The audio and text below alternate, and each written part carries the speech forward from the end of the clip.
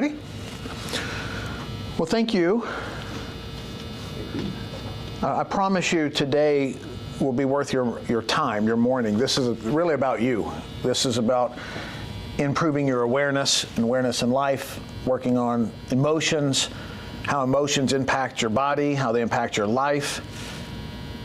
There's no way that you can go through this morning and not be moved or not become more aware.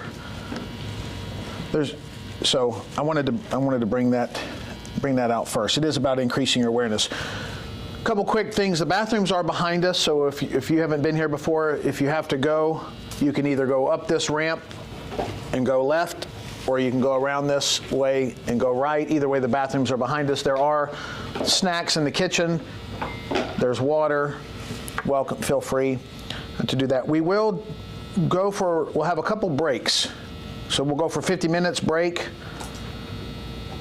And my goal is we'll cover the chapter on, we'll go with anger first. And it's open discussion. People online get to discuss, people in here get to discuss. And then we'll take a break. And then we'll move into patience. And then those of you that need to leave at that point, you're welcome to leave. And then those that want to stick around, we're going to do some healing demonstrations. And you can be the participants to be healed physically, mentally, emotionally, whatever the case is, or you can watch.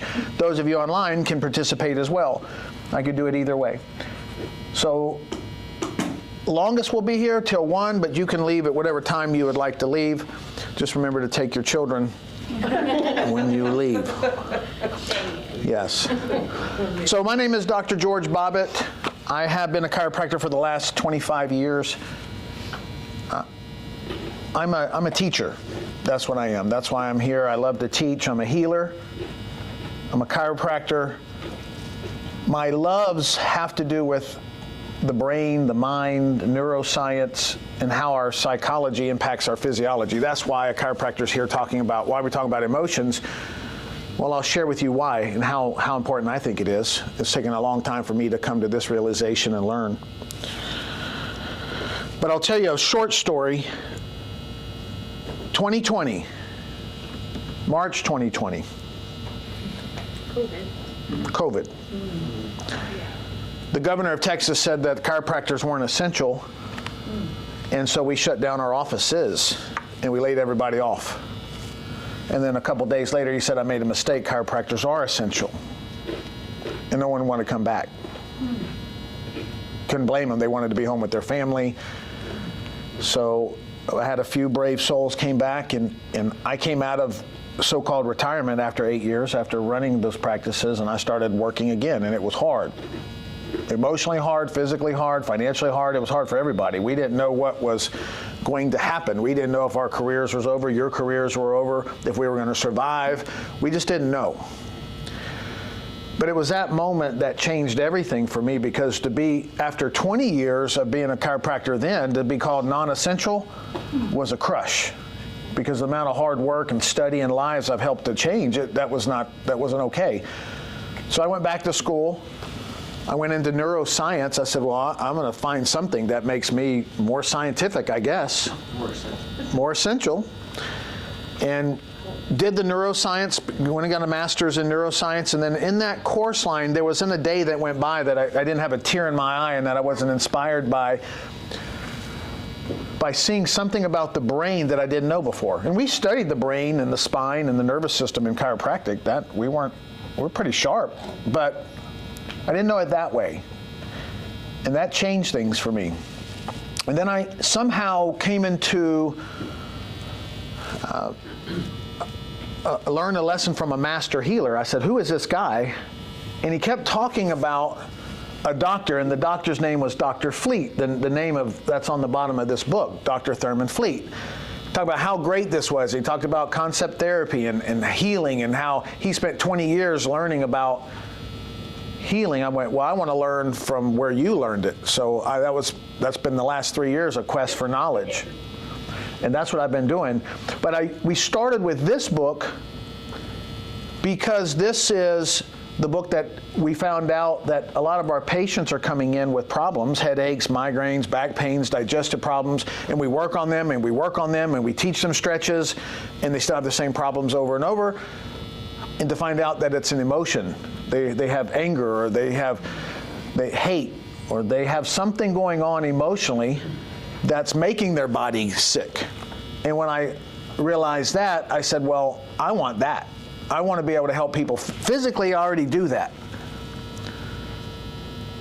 I teach church. I already do that soul part. I love that part. Sunday school, I love studying. But I wanted to do something more with the mind. And that's why we're here. So I'm still a chiropractor. I still adjust bodies and spines and nerves and help people with muscles and nutrition. But I'm inspired by the mind and the mind's impact on the body. So that's why we're here. So I wanted to share that with you, that my life, my love is to teach body, mind, soul. Body, mind, soul. And so hopefully you'll get something out of that as well. Now those of you, I want to give you a copy of this. Will you pass that to the back row, please? Just this one, all the way back. Oh, okay. I want to tell you a little bit about this book that we're teaching out of. In fact, pass that back. So pass that back, because I want everybody to have this. So if you look on the back of your book, you see natural laws of the body, mind, and soul. Well, there's 4 laws of the body. So the first 4 chapters of this teaches you how do you take care of the body. Now, when I say laws, these are the laws, meaning they're the basics. If you follow these, there's a high probability you'll have good health.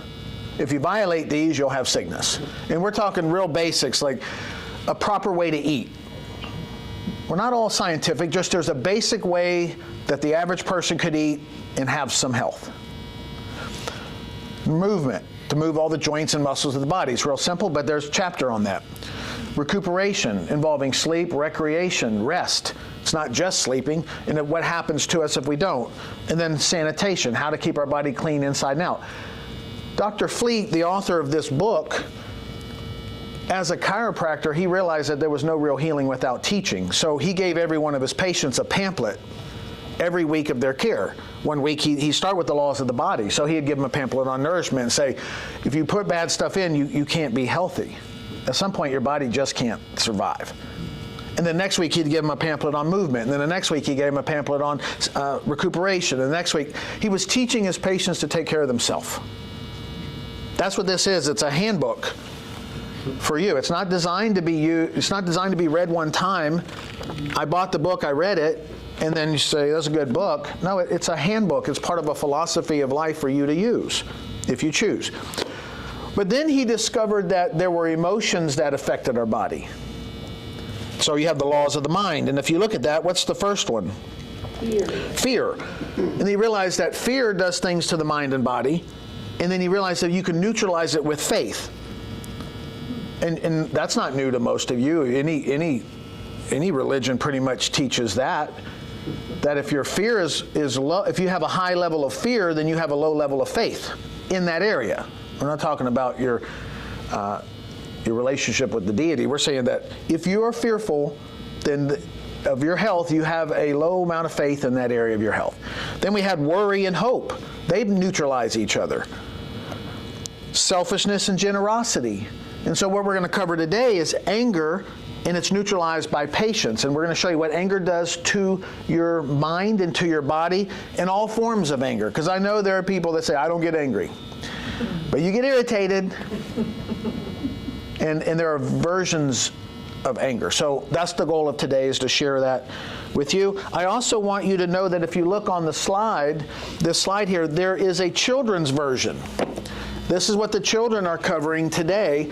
They're going through the chapter on love and hate, and it's got a little coloring book, and it's real basic. In fact, it's probably more appropriate for adults than it is children, because this book we're going to get into is not a small, it's not written in 6th grade language.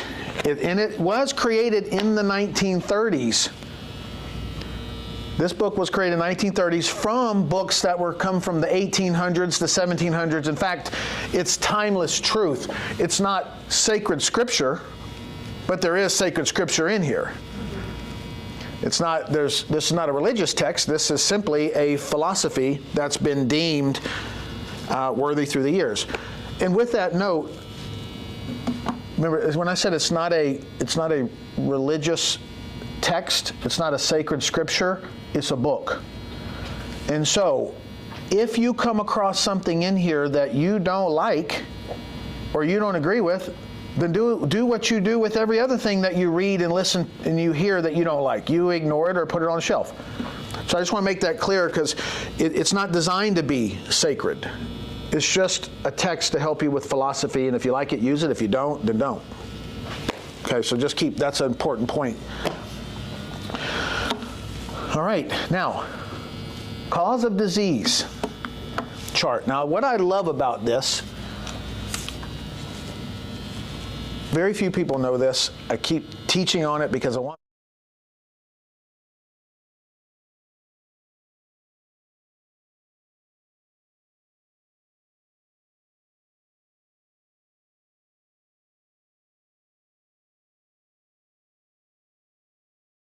And this could be plants, animals, parasites, germs, too much bad food.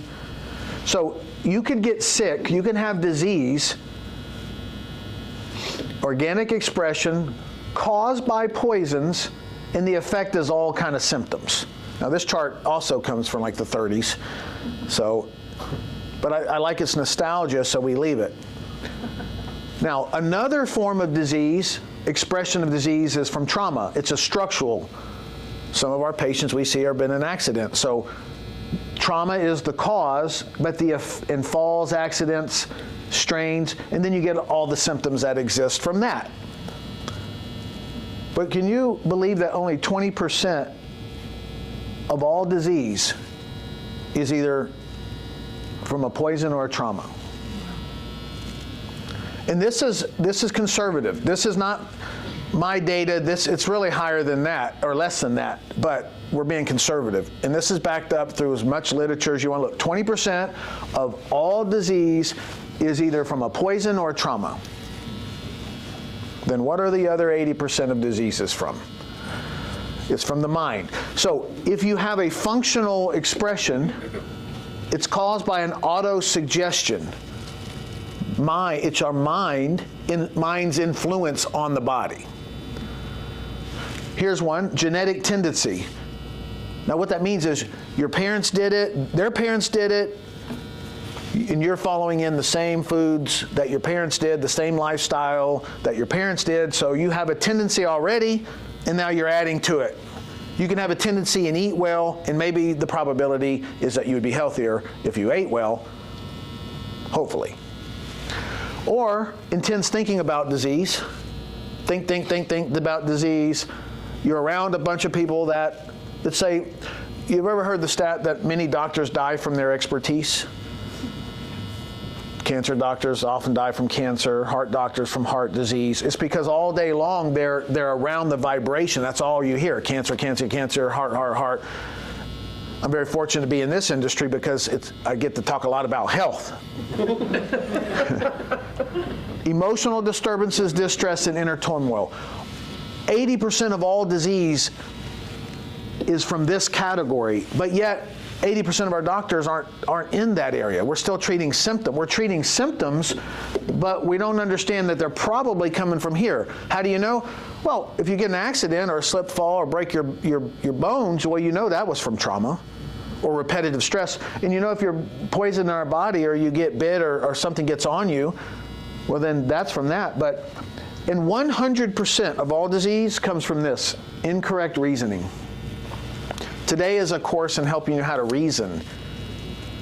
It's incomplete awareness. People aren't aware. If you would just had an awareness, and guess who gets to teach you? You get to teach you.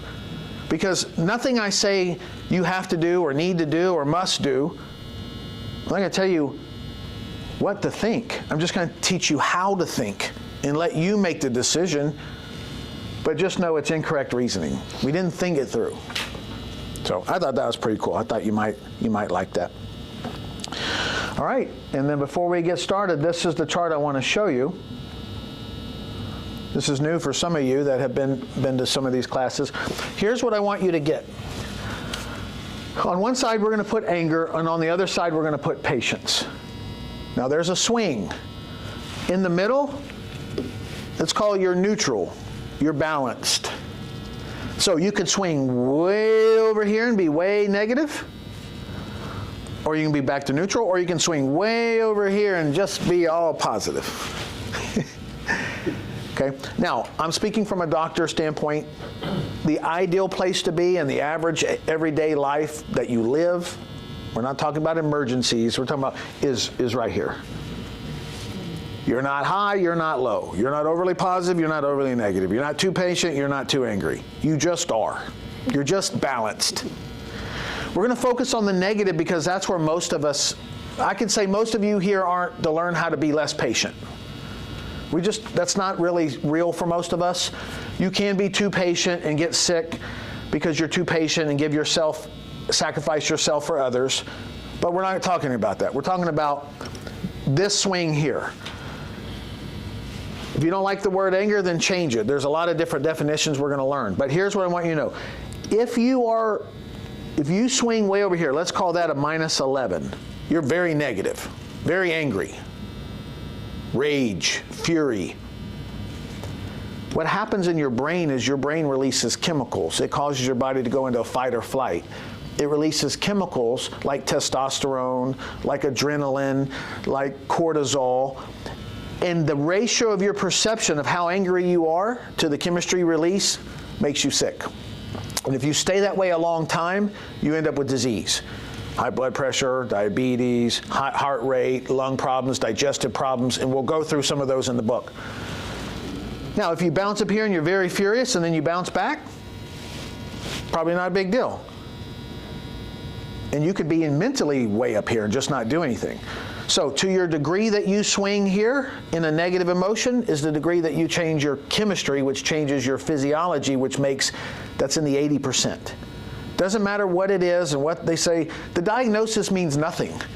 The diagnosis just tells you we took symptoms and we said this, but it didn't say what caused it. Well, I have high blood pressure. Well, what caused it? Well, it says genetic. Okay, how are you contributing to that? Are you eating just like your parents did? Very rarely are we going to have something for just because. There are a few genetic things that are really in there and you're born with.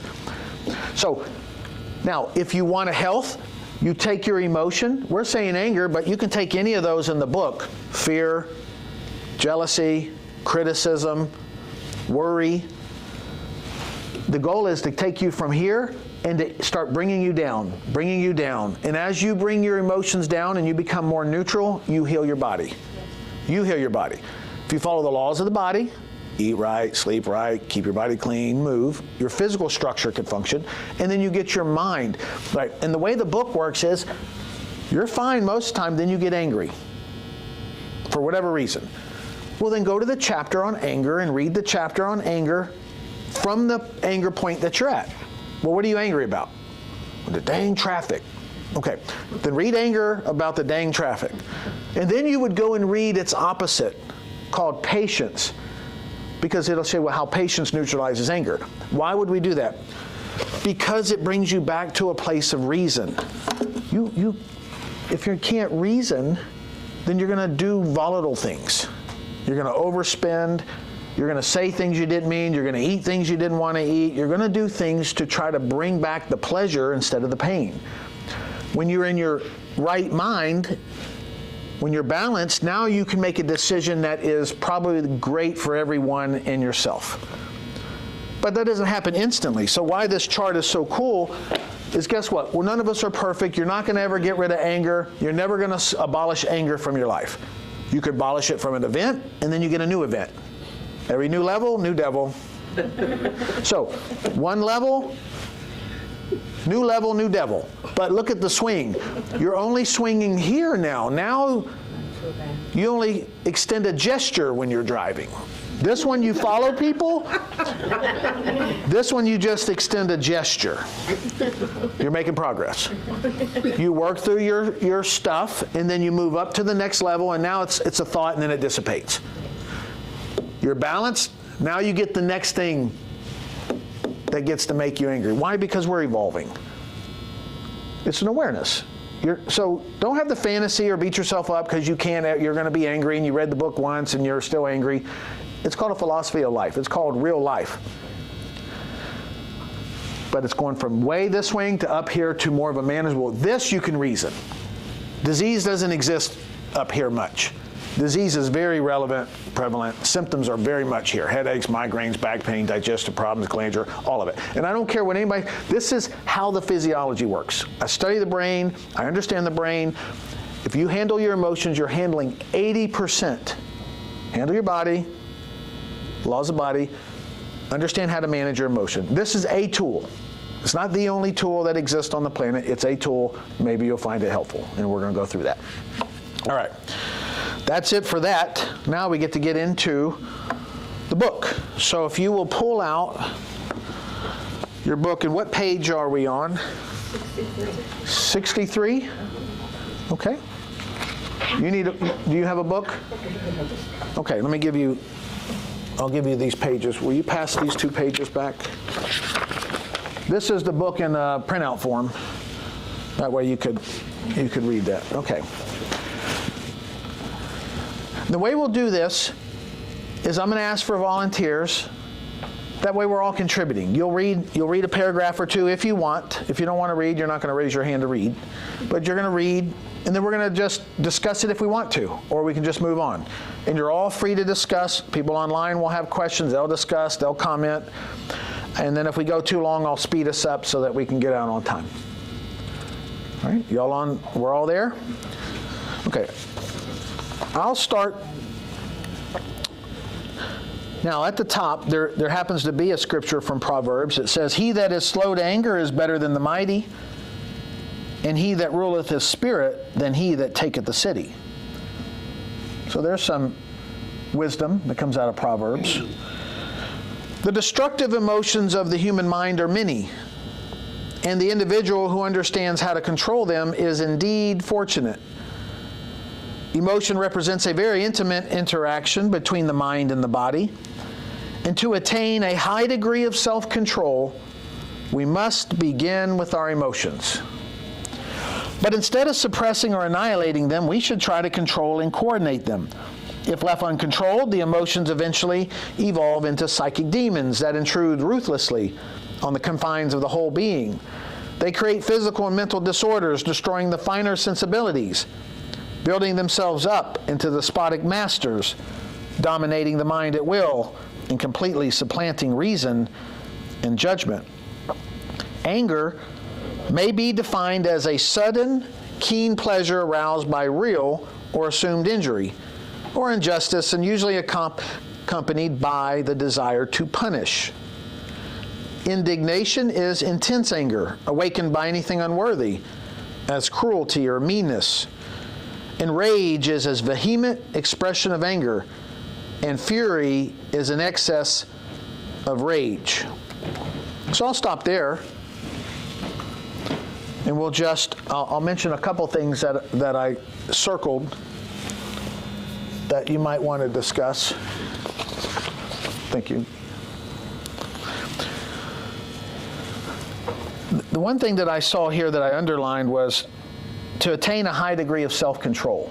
So if there's any area of your life that you feel you don't have self-control, you get to pick. We must begin with the emotions. So this book could be a book that helps you get in self-control in a certain area of your life.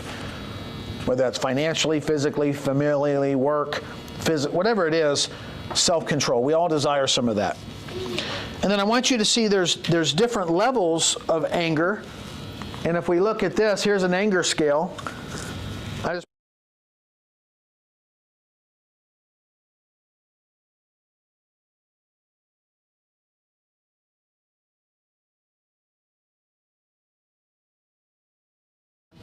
I'm going to swear at people. That's angry. And then this one, you don't even want to know. I'm not even repeating that.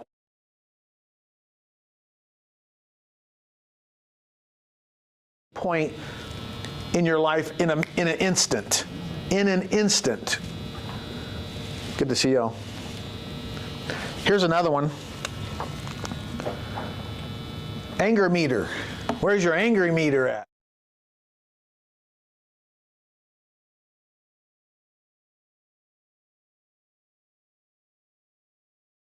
Then you get angry, then you have rage. Just cartoons to show you. Now, I love this one. Angry iceberg. What you can see from the surface can be misleading. Most of the iceberg is hidden under the water. So if you look, and then it says,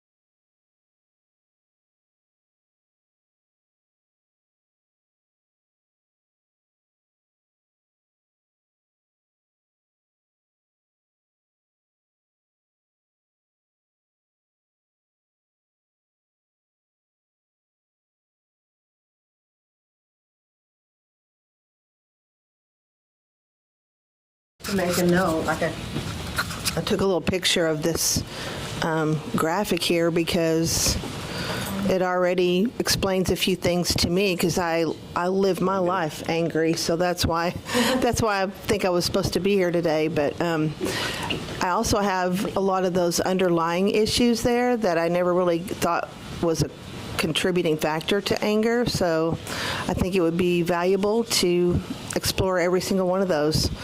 But how do you put closure? I guess you're going to be telling us about that, hopefully. yes.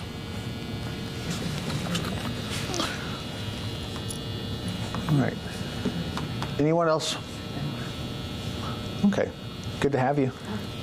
All right, so who would like to read next? And you're welcome. Online, you can contribute, or in-house. We're going to read the next 2 paragraphs, please. What do I need to do with this, sister? Just hold that for a second. Somebody, okay, if you'll pass it down. So next 2 paragraphs. Is it the one that says anger and other similar states? Yes. And Anger. Yeah, go ahead. Anger and other similar states such as rage, fury, vexation, irritation, revenge, and perhaps jealousy and scorn distort and darken the nature. We should recognize the need to conquer these evils.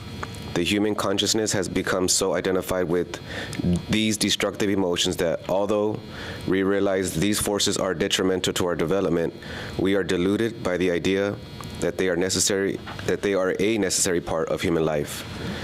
The prevailing belief and tendency is for us to hold the worst in check, preventing these forces from operating where their destructive nature is most pronounced. Such false belief is entirely misleading. We must awaken to the fact that the imperfections retained in our consciousness are detrimental to our well-being, physical, mental, and spiritual. Our progress depends entirely on our effort to eradicate these animal traits. Until we do, we are not only a slave to the animal elements of our nature, but we are subject to all the vibrations around us that arise from similar faults in others. Thank you. And so as you read, if you'll keep in mind a thought or a comment that you have, and if you don't, you can just say no comment, and then others, once they've done, if you have a thought or comment, then raise your hand and they'll pass the mic to you. And then those of you online, you're welcome to mention or contribute if you'd like. Okay, any thoughts on that section? Yes, ma'am. Mic way over here. It's funny, we have to get us a little mic runner. Yes, my mic runner is off today. Oh, okay. So my thoughts are with the last 3 sentences or so. It sounds like not only is our efforts about ourself, but we're impacted by other people's efforts. So if they're not working on themselves, their vibrations affect us. Yes, that's a good point. Others' vibrations can affect us. The difficult thing is we don't get to change others' vibrations. We have to change on how we responded. So we work on that patience slide a little bit. And another thing to remember is what we perceive in other people is a direct reflection of really us. Because we're the ones that are now vibrating at that level to pick it up. Because other people can come in your life and say something to you and you don't know them, you just let it bounce off of you. But someone else says something that slightly slights you and you are in it. And all the emotions come up. So if we resonate with a negative emotion, we pick up a negative emotion, it's because we're resonating with that. It came into our life, we pulled it in, ideally to teach us how to reason on it and take that incorrect awareness and bring it back into balance so we can move on. There's no mistake that you resonated with it. You picked it up. Did you have a... I was just piggybacking on what you were saying. It's not just the idea of your energy or their energy affecting you. It is the idea that you attract that energy too. It's almost like if you have it, it seems like what I've experienced in my life, that if this anger is present, all of a sudden, a lot of angry people tend to surround you. You got it. You know, and if that's the case, you're bouncing off anger all over the place. You're really not finding an area to release and get yourself out of it, but that's what you have to do, you know. So that's I was sort of piggybacking on that a little bit. And all these laws will be the same. You'll recognize what you've been taught over the years: reap, sow, cause, effect. Yeah. Okay. All right. We got one back here, baby. And we're having the mic because the online people in the recording will have the I think just the last part where it says animal traits, like when I read that, I was like, what? Like animal? But I think that's the difference between like humans and animals. Like animals have no kind of way to reason or do anything about what the rage or the anger that they have of doing whatever they do. But I think that's kind of what separates us from those animal traits. Like I was like, when I read that, I was like, animal traits, like, wow. That's kind very astute. Here's why you're very astute. Animals operate on instinct. An animal never makes a mistake. Never. Humans have the ability to reason. Humans still have instincts that were designed to tackle. This is why we were raised with certain philosophies and religions to help us tackle the animal within. And the way we do that is through challenges and trials. Okay. Good job. Well done. I was actually going to say we're just smart animals, but actually we're faulty animals because we reason. That's right. You're way ahead of the game. This is what, as we move forward, as I introduce other ideas to you, everything that this Rays of the Dawn, when you hear me mention something about concept therapy, it's about developing your reason. Right. It's a course in reasoning, but we're not taught that. Very little logic is taught these days. All right, next. I'll read. Oh, go ahead. You can. Since I have the mic. We are on As We Allow. As we allow ourselves to become more and more involved in character traits brought over from the animal plane of consciousness, we gradually lose our strength of will, our powers of resistance weaken, and our entire organism loses equilibrium. There are some people whose nature is mild and passive, and the expression of anger in such individuals is not so objectionable. Still, this destructive force reaps its penalty and prevents that individual from reaching a higher standard of consciousness. These others whose natures are intense and aggressive, and the same degree of emotional upset makes such persons most offensive. Such persons most offensive, not only these themselves, but to all whom they contact. Keep going. Keep going. The emotion of anger is the perfect example of the striving for power and domination. It reveals very clearly that its objection is to destroy quickly and forcefully any obstruction in the path of its angry victim. Observation and research have taught us that an angry individual will utilize all of his or her powers, physical and mental, to gain superiority and recognition. We often find ourselves who respond to the least stimulus that might retard their ambition or detract from their sense of superiority with fits of passion, anger, or touchiness. They are convinced they can force their issues or conquer their opponents by the use of this weapon. Such persons vibrate on a very low plane and actually are a menace to society. Thank you. Wow.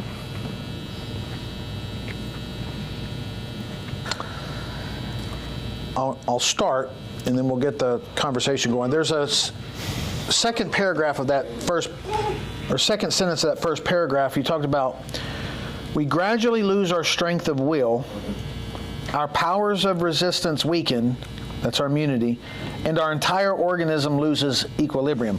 When you look at the chart up here, equilibrium is in the middle, the balance. So when we're emotional, we lose our balance. We lose our ability to decide, to choose. We lose our immunity. It doesn't just have to be anger. It could be any of those, any negative emotion. And later we'll share with you even the other emotions if you're too far. If you swing too far either way, you throw yourself out of balance. That's the key. We can't stay in balance. We're not designed to stay balanced, but we're balancing. And hopefully we said that we can get that swing to swing less and less. Good job. Other comments? We also had, it said that this prevents an individual from reaching a higher standard of consciousness. Consciousness is awareness and reason. So if you're emotional, you're not very aware, you're not reasoning correctly, you're moving back into your animal nature. I was just going to say that reading that was very powerful because I keep looking at what's on your board there in front of you, know thyself. It just comes down to awareness, understanding yourself, what your triggers are, or your partner's triggers are, and avoiding them, and so on and so forth. Yeah, there's no mistake that those of you who are here because you needed to hear something, and something's going to jump out at you, and it's going to make a change in your life, and it only matters for you because you're the one that was aware of it. And you'll know something more about yourself than you did because no one's here telling you what you need to do and what you should do and what you must do and what you have to do and what you got to do. Well, it's your life. Thank you. We got enough problems of our own, right? Yeah. Why worry about tomorrow? That's what we said. We got enough problems of our own. Go ahead. What really stuck out to me was that the anger is a perfect example of striving for power and dominance. And I think about my kids and how often they get angry, and I didn't realize that they felt so low, that their anger is them trying to build themselves up and become someone powerful. And so when you think about it that way, like, you can actually help appreciate them and give them a sense of self-worth, I guess, so that they can release that anger. Again, very astute and you catch on quickly, when we teach the laws of the universe, we teach about polarity. Well, what happens is if you as a parent dominate the child and do not allow the child to express lawfully, I mean, there are rules, then they will have to express their superiority because they feel inferior in one area, so they're going to express it in the other. Why does the brother and the sister do their thing? Because they're playing the role of masculine and feminine, dominate, and we're going to run into this. But that is exactly what's happening. If we could allow our children to express, and again, we say lawful. I mean, yes, you are their parents and however you want to raise them. But every action has an equal and opposite reaction. Every position you take, you create a counter position. All they're doing is balancing you, and you're balancing them. The family is a brilliant dynamic, and what one represses, the other expresses. That's what's going on in the family. It's not disease. It's not genetic garbage. It's to teach you how to love. It's to teach you to experience life at all levels of existence through feedback mechanisms to get you to bring it back into center. So if your family has peace within, you're going to experience war from without. If your family has war within, you're going to experience peace from without. There's a constant equilibrium of support, challenge. Growth happens at the border of support and challenge. So to expect a perfect life and always be good, never bad, and always patient and never angry, always kind, never cruel, is a fallacy that we work toward. We're trying to, but we understand we are going to swing. It's just how much do we want to swing? We strive for perfection. We strive to be righteous. But we beat ourselves up because we're not. And then we expect others to be what we're not. Instead of love people for who they are and work through that. So great insight. You'll change this book. If they had a parent manual, this is the parent manual. We didn't have this. We didn't. And yes, it's deep. And there's study groups and there's study guides, and you can do it on your own. I'll show you later that there's classes, and they cost nothing. All over the world, different times. You pick what you like. There's nothing. But so. All right. Any other? Yes, sir. Change happens at what junction? Change happens. Growth. Growth happens at the border of anger and patience, at support, challenge, good, bad. Growth happens here. You can't move up to the next level of growth until you come neutralized and seeing it for what it is. If you're polarized on anything, if you take a position, then you're stuck. You chose that position. It's when we see both sides of an equation we raise up. And that's what this statement is understanding the laws move us up. Well, we're starting basic. Some of you are advanced. We're just starting first with just the basics of the laws of the body, mind, soul. This is to get our animal nature up so that we're aware. Then we really work on knowing ourselves. Deep healing happens when we know ourselves. But right now, we can't even know ourselves. We don't even know that we're acting like an animal. This is why it takes us sometimes till like we're 25 for our brain to slightly develop enough for us to now become aware, like, whoa, I'm an adult. Some children do it faster, some adults take longer, but the idea is, from 0 to 7, it's 6 to 8, the age of reason, when we finally start realizing that, wow, I am I. Like, I, me, mine. It starts slowly in babies. But everything that goes in from basically 0 to 6, 7, 8 is pure subjective suggestion. So that's why the church said, teach the child when they're young, and when they're older, they won't depart. The church understood that if we could teach the children at an early age, that they would have these certain characteristics. Yeah, they will venture off, but they'll come back. They'll be the prodigal. It's in there. But they have reason and they have choice, and then we work on our reason. So, I got to get going. I'll get fired up. Come on. Y'all, very astute. Thank you. All right, we'll move on. Next reader, and right now we'll just take two paragraphs at a time. You want to read? Okay, thanks.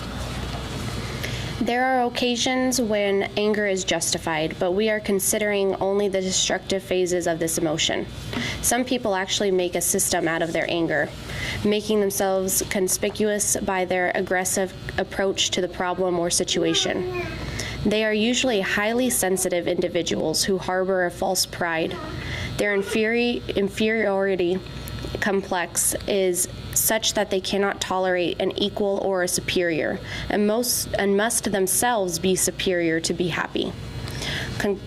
Consequently, they are ever on the alert lest someone should approach them too closely or fail to treat them with the proper esteem.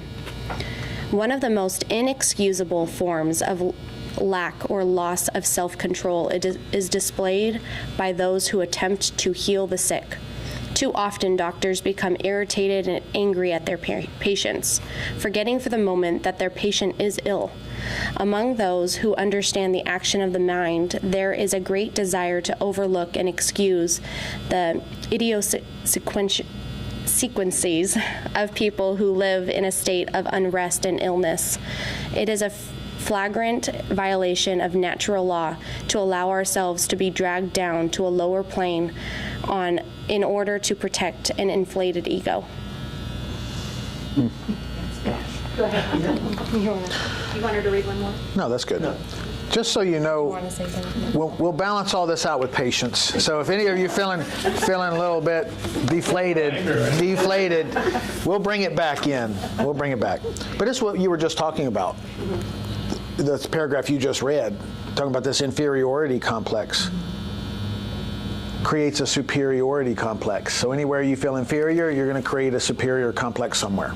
And you're going to take it out on the person that you deem is inferior to you. And that's how the cycle keeps going. And that natural law is what we're trying to teach, just that universal principle, the universal laws that the Creator has put in place to operate the universe. And it's going to happen regardless of how you act or do. It happens.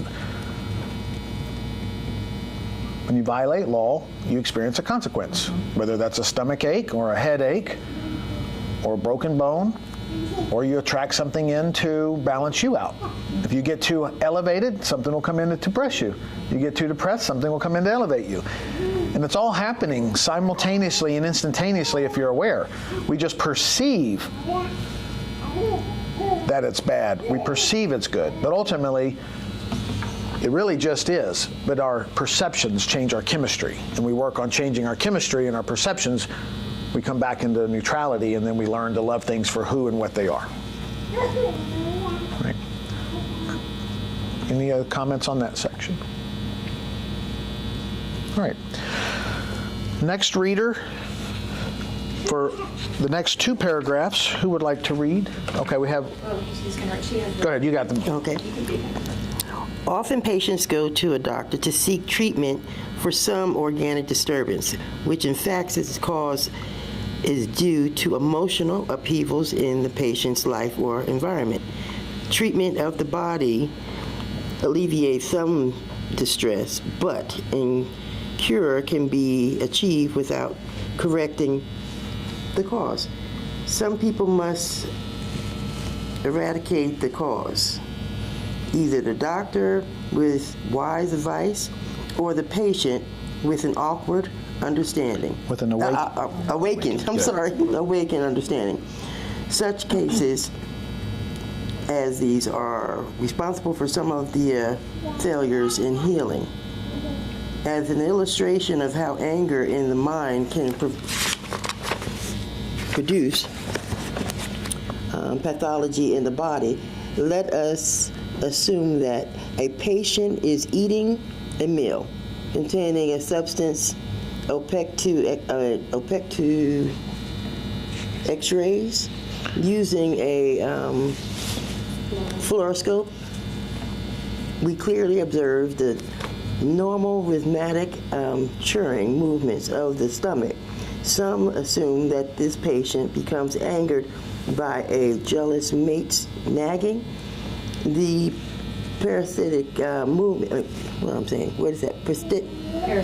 Peristaltic. Okay, peristaltic movement will greatly diminish or may cause altogether even milder vexation, such as arguments can inhibit stomach movements, saliva may stop flowing, producing the dry mouth, and characteristics of rage, fear, and nervous anxiety. Greater activities of the digestive diminishes as does the secretion of gastric juices. Thus, the whole digestive process becomes disordered.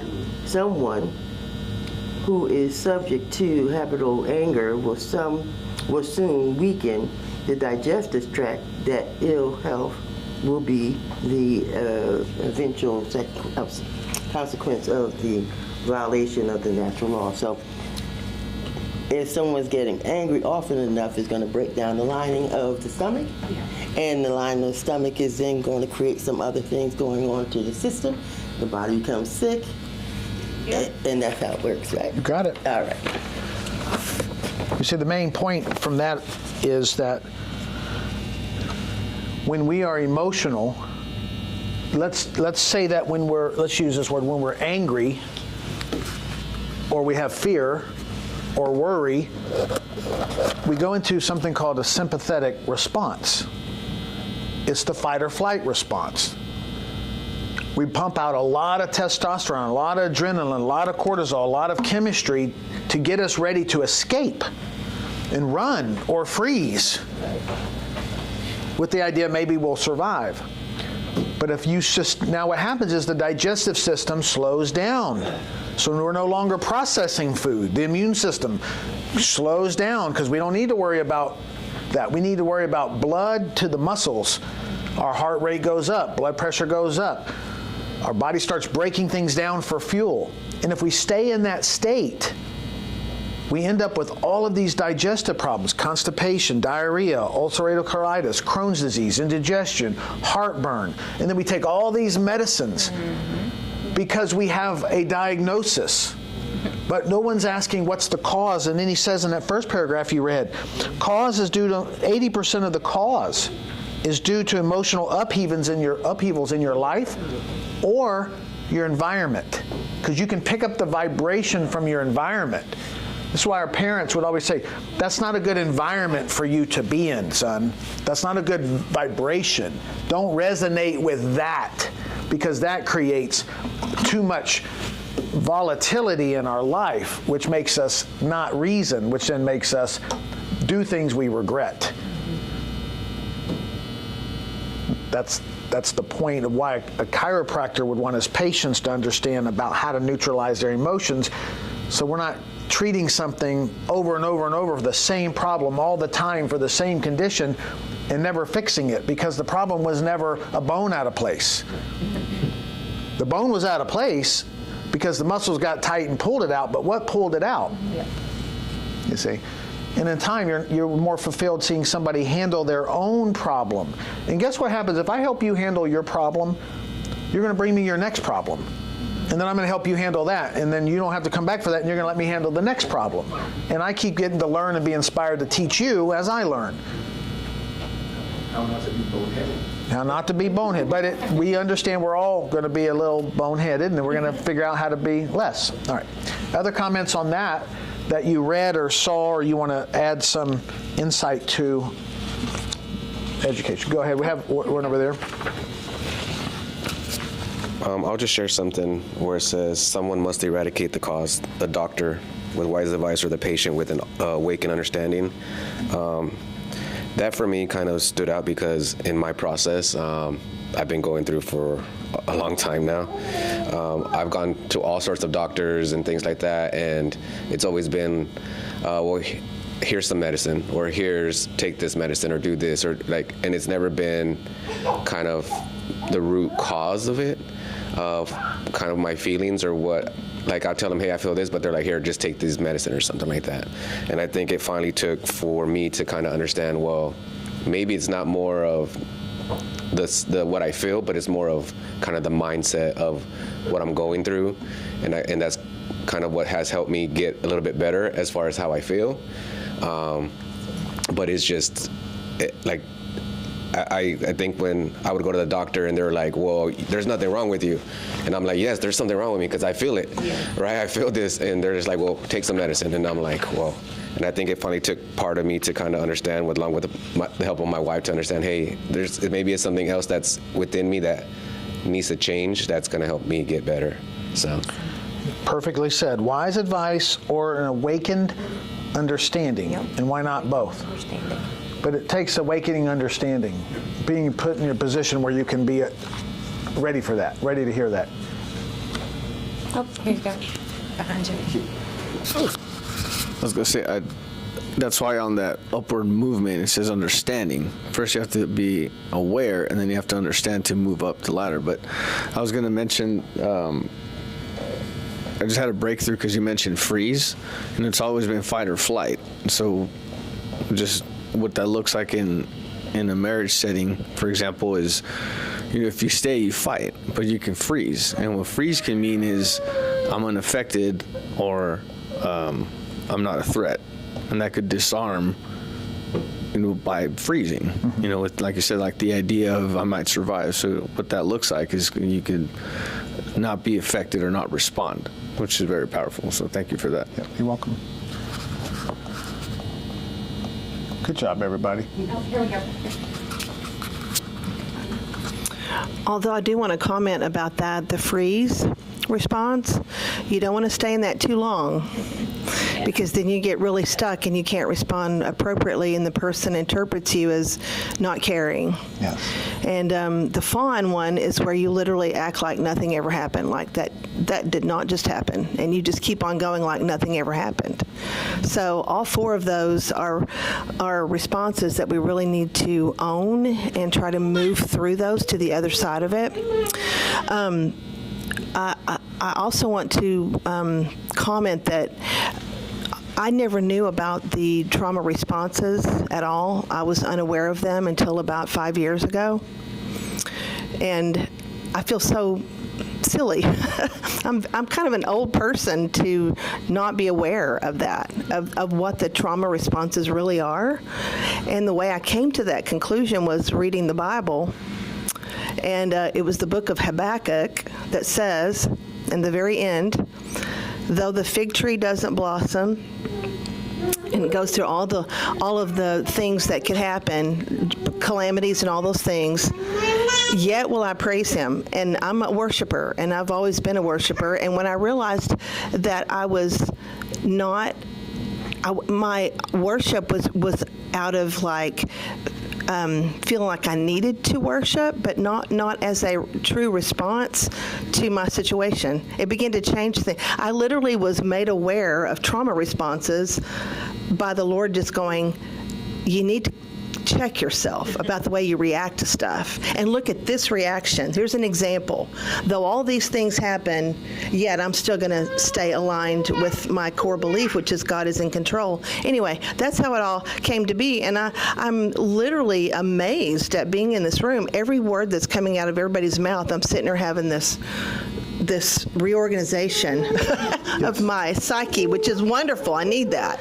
This is a great point she's making, is that all of you have a source of knowledge. All of you have a baseline, a philosophy that you've lived your life based on, and we're still searching for how to put it together. And then we read something, and then we put it together. We hear something, and we put another piece of the puzzle together. It's the evolution of our consciousness. It's the change in our awareness as we learn, and it's a natural thing, and it's beautiful to see people come to new understandings that change their life, because it really can come from wise advice is great, but an increased understanding is lasting. Right. Good. All right, we'll keep going. Who would like to read next? Okay, go ahead. See, where were we? Okay. During fits of anger, every function of the body operates in an extravagant fashion, and all bodily work is performed in a most wasteful manner. All the muscles become tense and contracted. This tenseness pervades even the sympathetic nervous system. As a result, sympathetic discharge creates pronounced circulatory changes. The heart beats more rapidly and with greater amplitude. The smaller blood vessels contract in spasmodic fashion. This constriction of the arteries, together with increased heart action, produces a higher blood pressure and more effective circulation through the organs involved in bodily action. Thus, the heart is overworked. The circulation, digestion, and elimination are interfered with, and breathing becomes deeper and more rapid. The entire physical mechanism is disoriented. Both brain and body perform an enormous amount of work when in a state of anger. However, However, it is a useless expenditure of vital physical and mental energy, and in addition, it does a great deal of harm to both mind and body. People actively engaged in systematic and constructive mental and physical endeavors are not apt to become the victims of habitual anger and the harmful, useless, and unwholesome upheavals that result from this most destructive force. Thank you much. I'm giving you more insight onto what emotions can do to the body. And you start thinking about the medicines you're on or the physical symptoms you have, and now you start looking. Is this from poisons? Is this from trauma? No. If it is, then you treat it physically. If it is from some true medical issue, you use medicine. If it's an emotional issue, you find a way to reason upon it. Bring the unconscious conscious, so then we can reason on it. But it's the unconscious stuff that we're not aware of that's running us, and so we can just bring it to the surface, and that's when we talk about awareness, that's what's happening. You're just getting different data in a new way to bring the unconscious conscious, you're realizing something, and now you're reasoning on it, and then you may or may not change whatever it is that you're doing. And it's a process. All of you, each of us been here different amount of decades on this planet, and we're constantly learning as we go. Good job. All right, next reader. Okay, thank you. Okay. Destructive anger and its associates.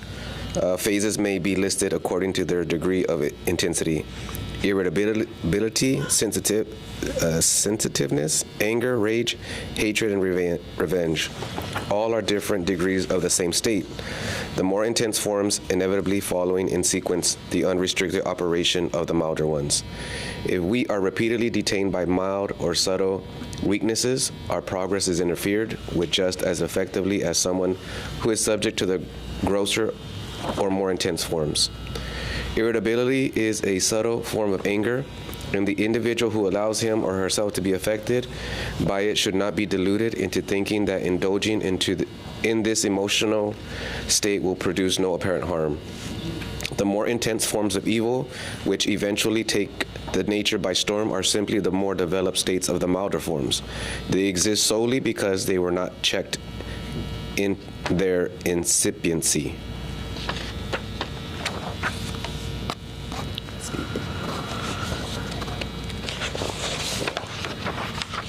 All of you online have been quiet today. Feel free to jump in anytime. You see the different degrees: irritability, sensitiveness, anger, rage, hatred, revenge, vexation, all different words for, but it says irritability is the subtle form of anger. Starts with irritability, and if we don't check it, that's what it says. If they're not checked in their incipiency from the beginning, they build. They build, they build, they build. They grow and grow and grow, and then explode. Yep.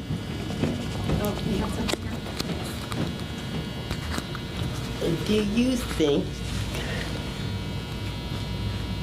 inheritance, like your environment, your parents that have a certain energy, then it exposes it to you and you accept that energy, that's a normal energy? And the diseases that pass down generationally, what I'm saying, from parent to child to this, or food that they eat, the same foods they eat. This is all this exposing us to this whole thing, right? This is what it's all about. You would have to figure out your childhood negatives, change them to be something that's a negative in your life, and you change the pattern of what you're exposed to, right? Before you can even address the issues of inherited kind of conditions that a family member may have in their lives because of maybe the food that they were exposed to, or the energy that they were exposed to in the house, or even the concept of how to deal with things. That's correct. Yeah, there's two ways. We either inherit traits, actions, inactions, or we learn them or develop them, or both. And the old idea about generational curses, now science has been able to find that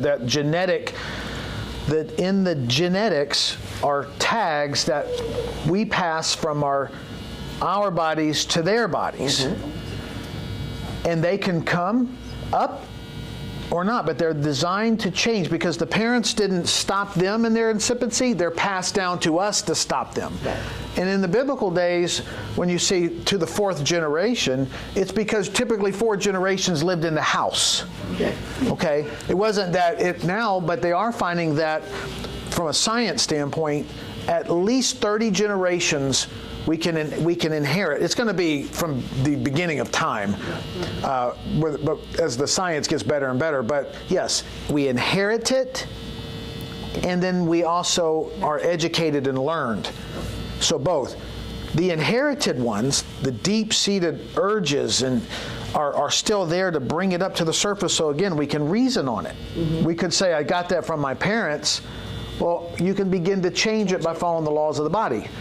Yes, they had high blood pressure, but you're not born with high blood pressure.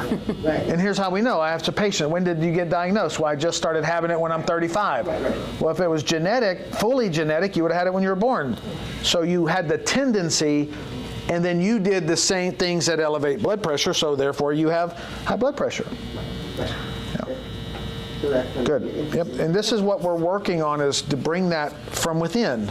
And there's many ways that psychology and psychologists and therapists and counselors try to bring that unconscious up so you can look at it. Yes, ma'am. So is that also called epigenetics? Yes, epigenetics is your environment triggers through your senses, your 5 senses. The environment triggers something that stimulates brain cells that connect to other brain cells that then release chemistry and then get you to act. So that's mostly, you're going to have an entire science now. It's almost all epigenetics because something has to stimulate your 5 senses then to act. And that's what we're working on, is how do we go, oh, I saw that, I smelled that. Most allergies, almost all allergies are exactly that. We smelled something and we associated an emotion with that smell, good, bad. Now we're allergic, or we love it, or we hate it. We're phobic or philic. And when you start to understand the brain, all of a sudden these things that we once thought were mysterious and miraculous were all designed according to law. It's just we're discovering them now. So now we get to see this wonderful creation, and we can explain it in a way and understand it. And the things we can understand, then we take by faith. And then once you know, you no longer need faith because you know. Now you have to have faith in the next thing that you don't know. Well, I trust and have faith that that's right. But once you know it, then you know. You just know. You think about it. And I'm not saying religious faith. Don't use that. But confidence in something. You only have faith when you don't know. But once you know, you know. You don't go around and say, I have faith. No, I know. I know they'll handle it. Or I know they won't. Very little faith. Good. Let's keep going. What page are we on? 62. You got it? Okay. 67. Okay, next 2 paragraphs. Okay, you got who has the recorder? Okay. The person in whom desire, ambition, selfishness, and pride, one or all, are fostered, will lose balance and easily become irritated. If unchecked, irritation causes the individual to bristle from points taken in personal offense. When we are conscious of our own worth, we are not easily insulted if accused of or blamed for anything that is below our dignity. Most fits of anger or touchiness are simply an expression of insecurity, inferiority, or false pride. Sensitiveness depends on the degree of pride and self-importance that serves as its foundation. If we analyze the consciousness through which we become hurt or offended, we soon recognize that it arises from wounded pride or a sense of self-importance that is not duly appreciated. When we have risen to the state that tolerates no pride or special estimation of ourselves as apart from others, we never take offense at any slight or insult. Our actions are governed by our highest sense of right or duty. We do not allow our judgment to be swayed by the opinion of others, nor do we yield to their influence to any degree. Thank you. Wow. Awesome. Remember, we'll hit patience in a while. We'll all feel much better.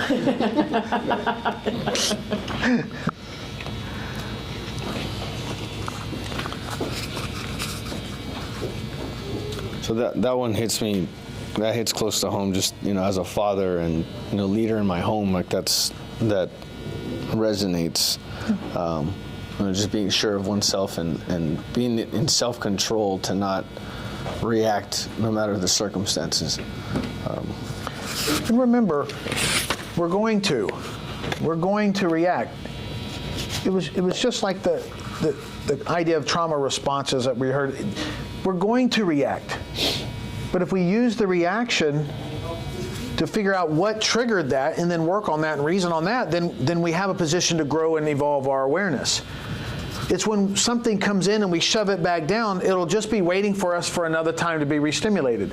And sometimes that's what we do because we're too busy putting this fire out that we have to put that one down for now.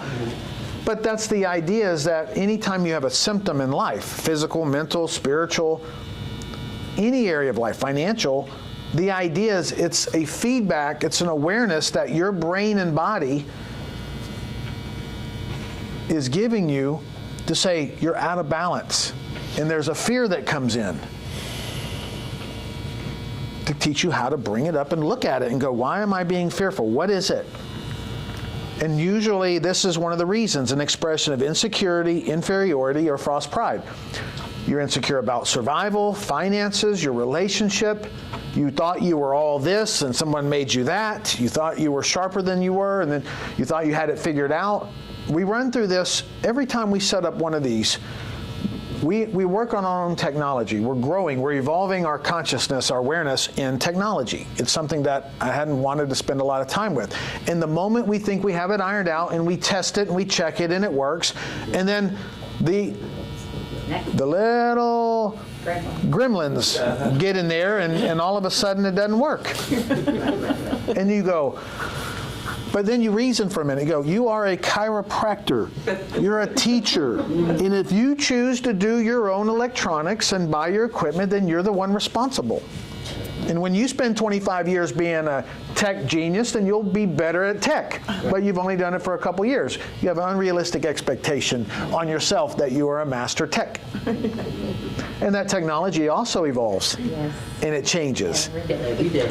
So I tell you, that point is we can beat ourselves up. I'm so bad, I'm so mad, I'm such a sinner, I'm missing. Or we can go receive it as feedback. Make a change. That word repent means turn and change what you were doing. And then if you don't hit the target again, you turn again and you try it again. And you keep turning until you hit the target. Or you may have to change the target. You may have an unrealistic target. I run into people that say they want to be billionaires, but yet they have saved no money. They haven't read any books on money. They're spenders. It's not likely that they will be there. So anyway, let's keep going. Oh, question. We have the mic. Yep, let me grab. Thank you.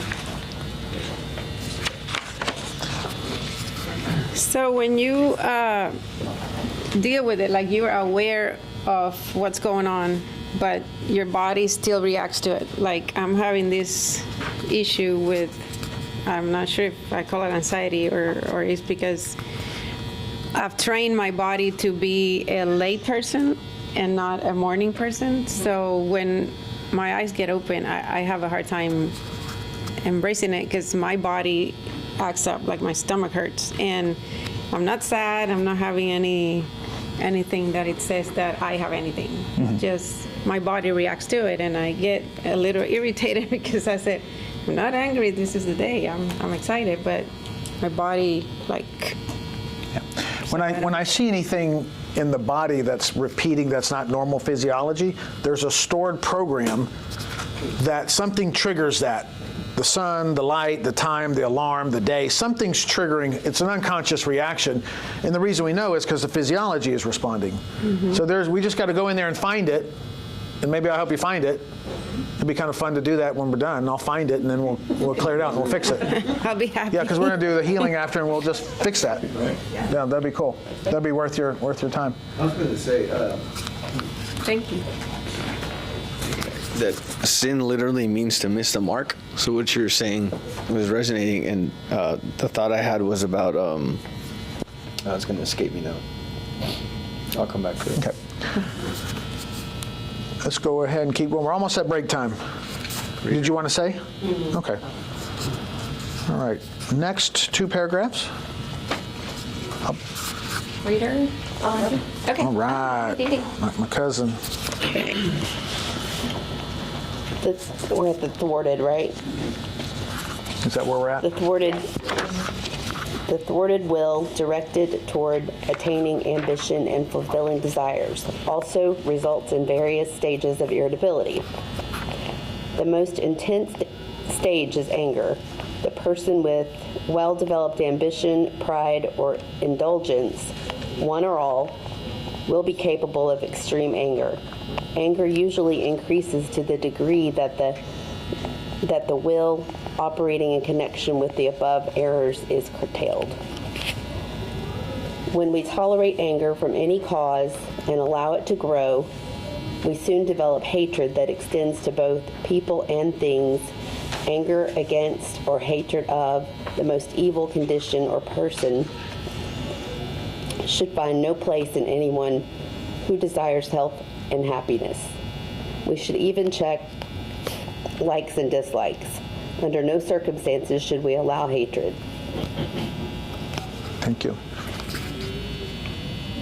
No. I have the ability not to desire. Oh, I meant to read next. I know.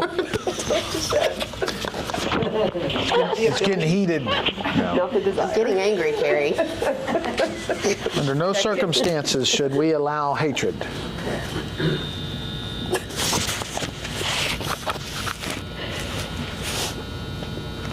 Okay, I'll keep going.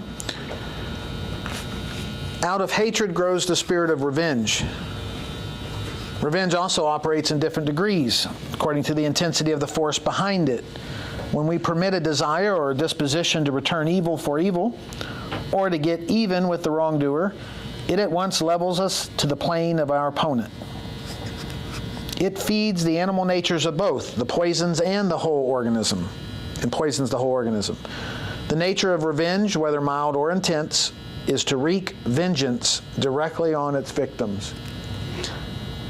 When we consider how far the people of the world are from the standard of absolute non-revenge, non-anger, non-hatred, or even non-irritability, it is little wonder that injustice almost always accompanies authority. Though we resolve to do right, unless we are free from the emotional upsets, the mind is unclear and we cannot form correct judgment at all times. Everyone needs to learn this lesson, especially those in authority. One class in particular must rid their natures of anger and irritability. Teachers, parents, and all who directly control and guide children. Then, not only would children be saved from the polluting influence of such characteristics and resulting injustice, but righteous discipline would be far more effective. The power to control has, in that instant, power to govern others. And anyone who has not gained self-control is, to the degree that he or she lacks it, unfit to be in authority.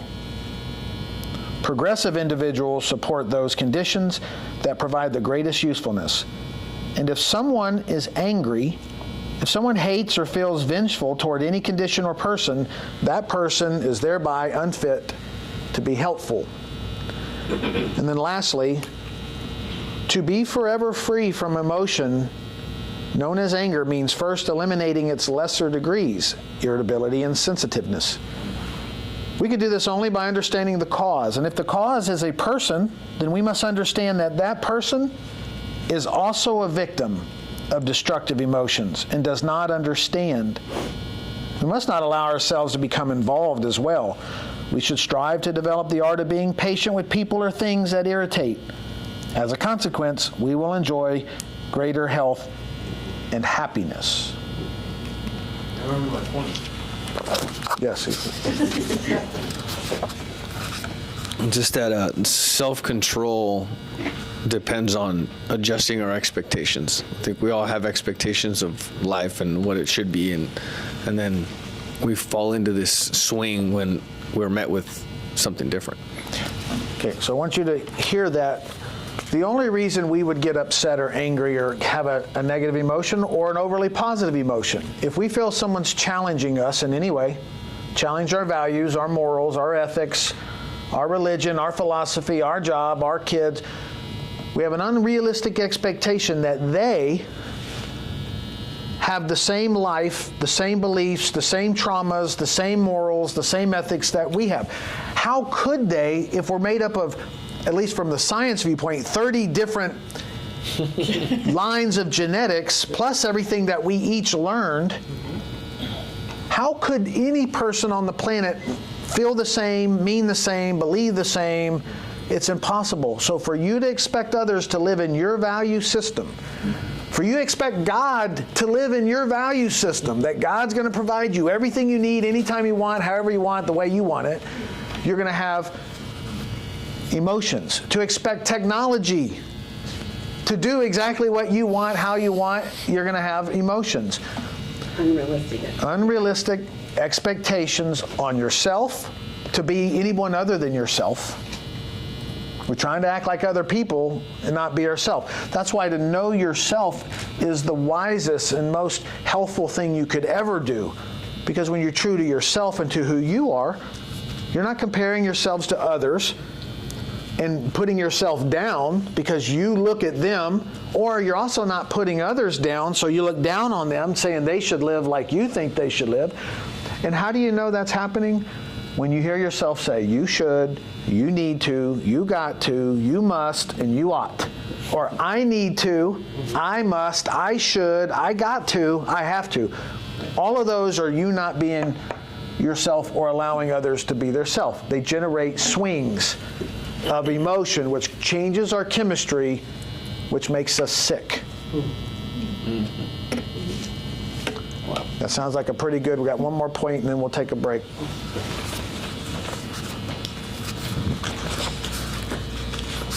What you were saying just triggered two things that I had heard from someone. Should is could with shame on it. So it just makes us feel bad about ourselves. And then the other one is that in order to take responsibility for something, we are giving ourselves the ability to respond differently. Yes. And so it's a do-it-yourself idea, and we're guided by our emotions and our intuitions and all the different ways that each of us are guided as a feedback to say, hey, you're out of balance. Just bring yourself back into balance so we can logically reason what's the next step. When we have to decide, do this, do that, a decision means you're having to eliminate an option. You're not balanced emotionally when you're deciding. You're having to choose this or that. But when you're balanced, you spontaneously act. It's not a decision, it's an action. Just like the animals, they're instinctively, they act. They're guided by this power. They're guided by God, they're guided by spirit, they're the innate, whatever. They always act perfectly. That's our job. So let's take a break. 10-minute break, enjoy. There's snacks in the room.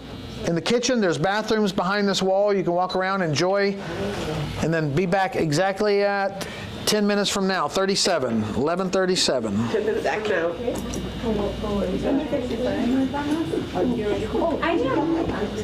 who knows more more is expected, right? Oh, yeah. How are you? Yeah, yep. Good to see you. I got it. Glad you came. Don't got to. Oh, no. Thank you, Doctor. Thank you for your wisdom. It's fantastic. Yes, yeah. I can see you look a lot like your mom. I haven't seen your dad, but y'all look a lot. No, I look just like everywhere. Honey, you want to? You made it. There's always some obstacle, right? Well, you know. How you doing? Pleasure. Nice to meet you, Mike. Mike George, nice to meet you. I love that. A little less dependent on I'm gonna want to buy one. Okay. Actually, I kind of want to buy a 5. Yeah, you can buy. I got plenty. Okay. And then we have the kids book. You might want to look at that. You can sort through that and look through that because that's kind of cool. We're working on getting them to. It's so old. We're working on maybe at some point them changing the graphics, but just so it's a little more friendly. I do. Just have to find it. I'm glad you came. Oh, yeah. Well, you know, I'm the product of all this. Yes, you are. I am. So.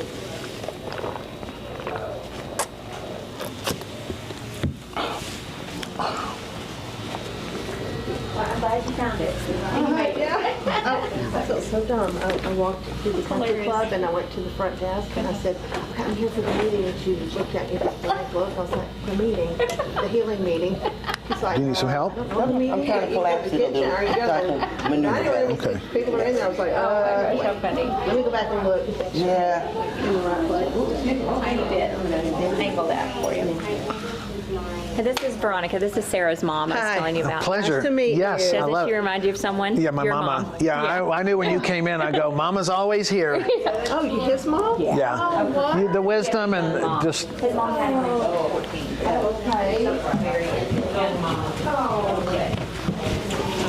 How are you? Thanks for coming. Thanks for having us.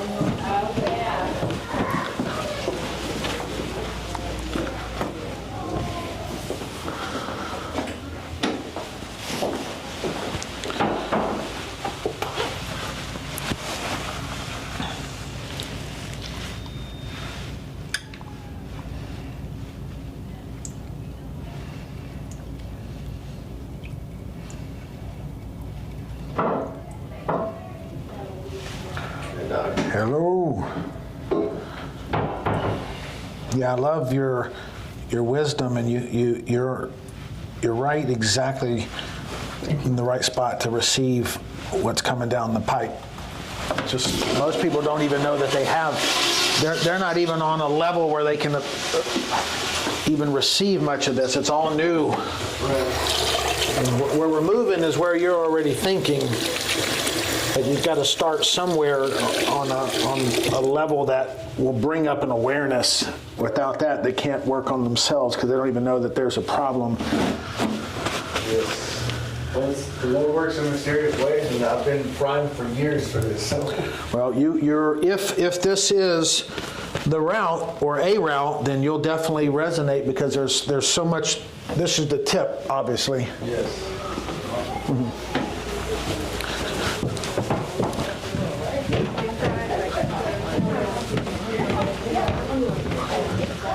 Good to have you. Sharp. Eating healthy, Steve. We try to create a little bit of both. We try to create a balance so that. Yes, good. Thank you. Yeah, instead of just broccoli. And it was like, well, we got to have some other stuff. It's my husband, Michael. I met Mike. Yeah. I'm so glad y'all came. Thank you for having it. I'm glad it's on a Saturday. Yes. Well, it's different because some people can't because they have kid events. Right. So how many kids do you have? I have two, and then we have 5 together. Oh, my goodness. Bless you. Ages, older? 34, 33, 31, 29. We got the same level of kids. We have 1 together.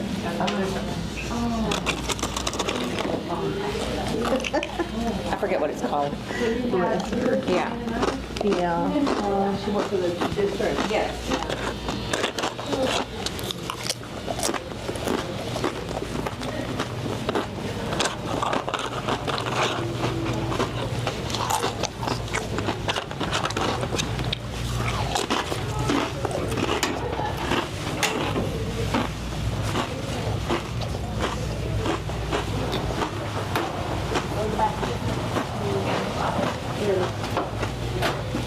Judy. So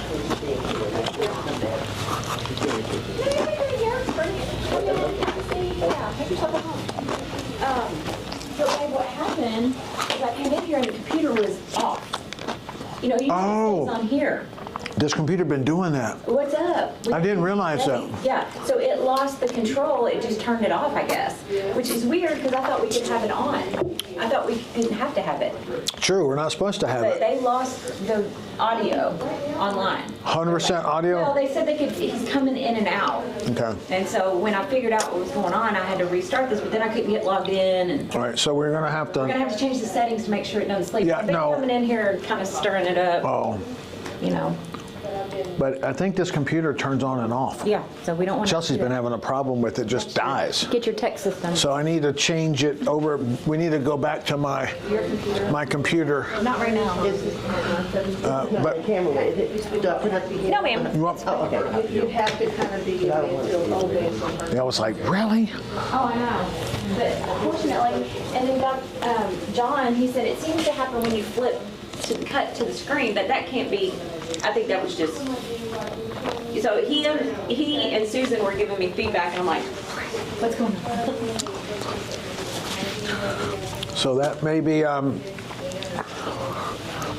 may be something too to pay attention to, unless it's something, if that is happening.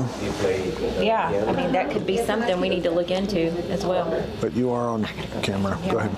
Well, it's fine. I've been on Okay. camera the whole time. I've noticed, it's not on there now, but I noticed that if I'm on camera, more people have their camera on. Oh, okay. Well, we better hurry. What do you play or guitar? Oh, good for you. And what's your name? Daniel, and what's your name? Priscilla. Nice to meet you. My name's Veronica. Now, when you say AG, you mean Yes, sir. okay, we are And which shirt is that? down on not the big one. Oh, okay. Hospital at 57 in Cedar Hill. Okay, who's the pastor over there? Right now it's Greg White, but we're with the Spanish part, which is George. Okay. But the English one is Greg. Okay. It's a small world. I grew up assembly. Yeah. My whole life. Do y'all still have Royal Rangers?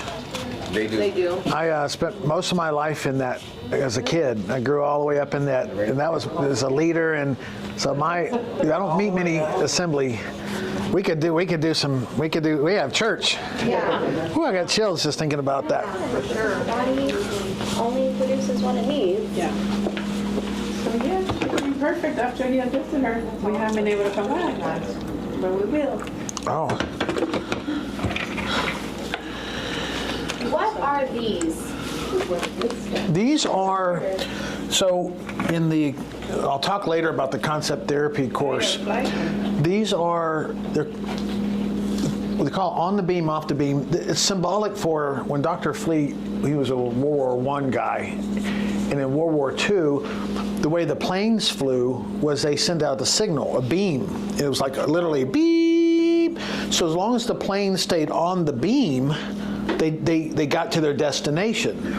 So he used it as symbolic, saying, these are the laws of if you follow the laws of the body, correct me on these first four laws, you're on the beam. Like you'll get to your destination. Oh, it's the body and the soul. And the mind. And these are the opposite of body and mind. Okay. And so it would be just the same as saying, we miss the mark. When we're doing these things, we're off target. We're off the beam. So since he was symbolic back in, he was born in 1895. So he 1895 is when he was born, and so when he created this, it was 1930s. Yeah. So he's not a liar now? No, he died in 81 or 83. But they just kept the symbolism. That's why the signs are on the wall. It's just symbolic. Dr. Bob, it's 37. Later, I will change. I'll change them to a little more up to date. But That whip. okay. People talk all day.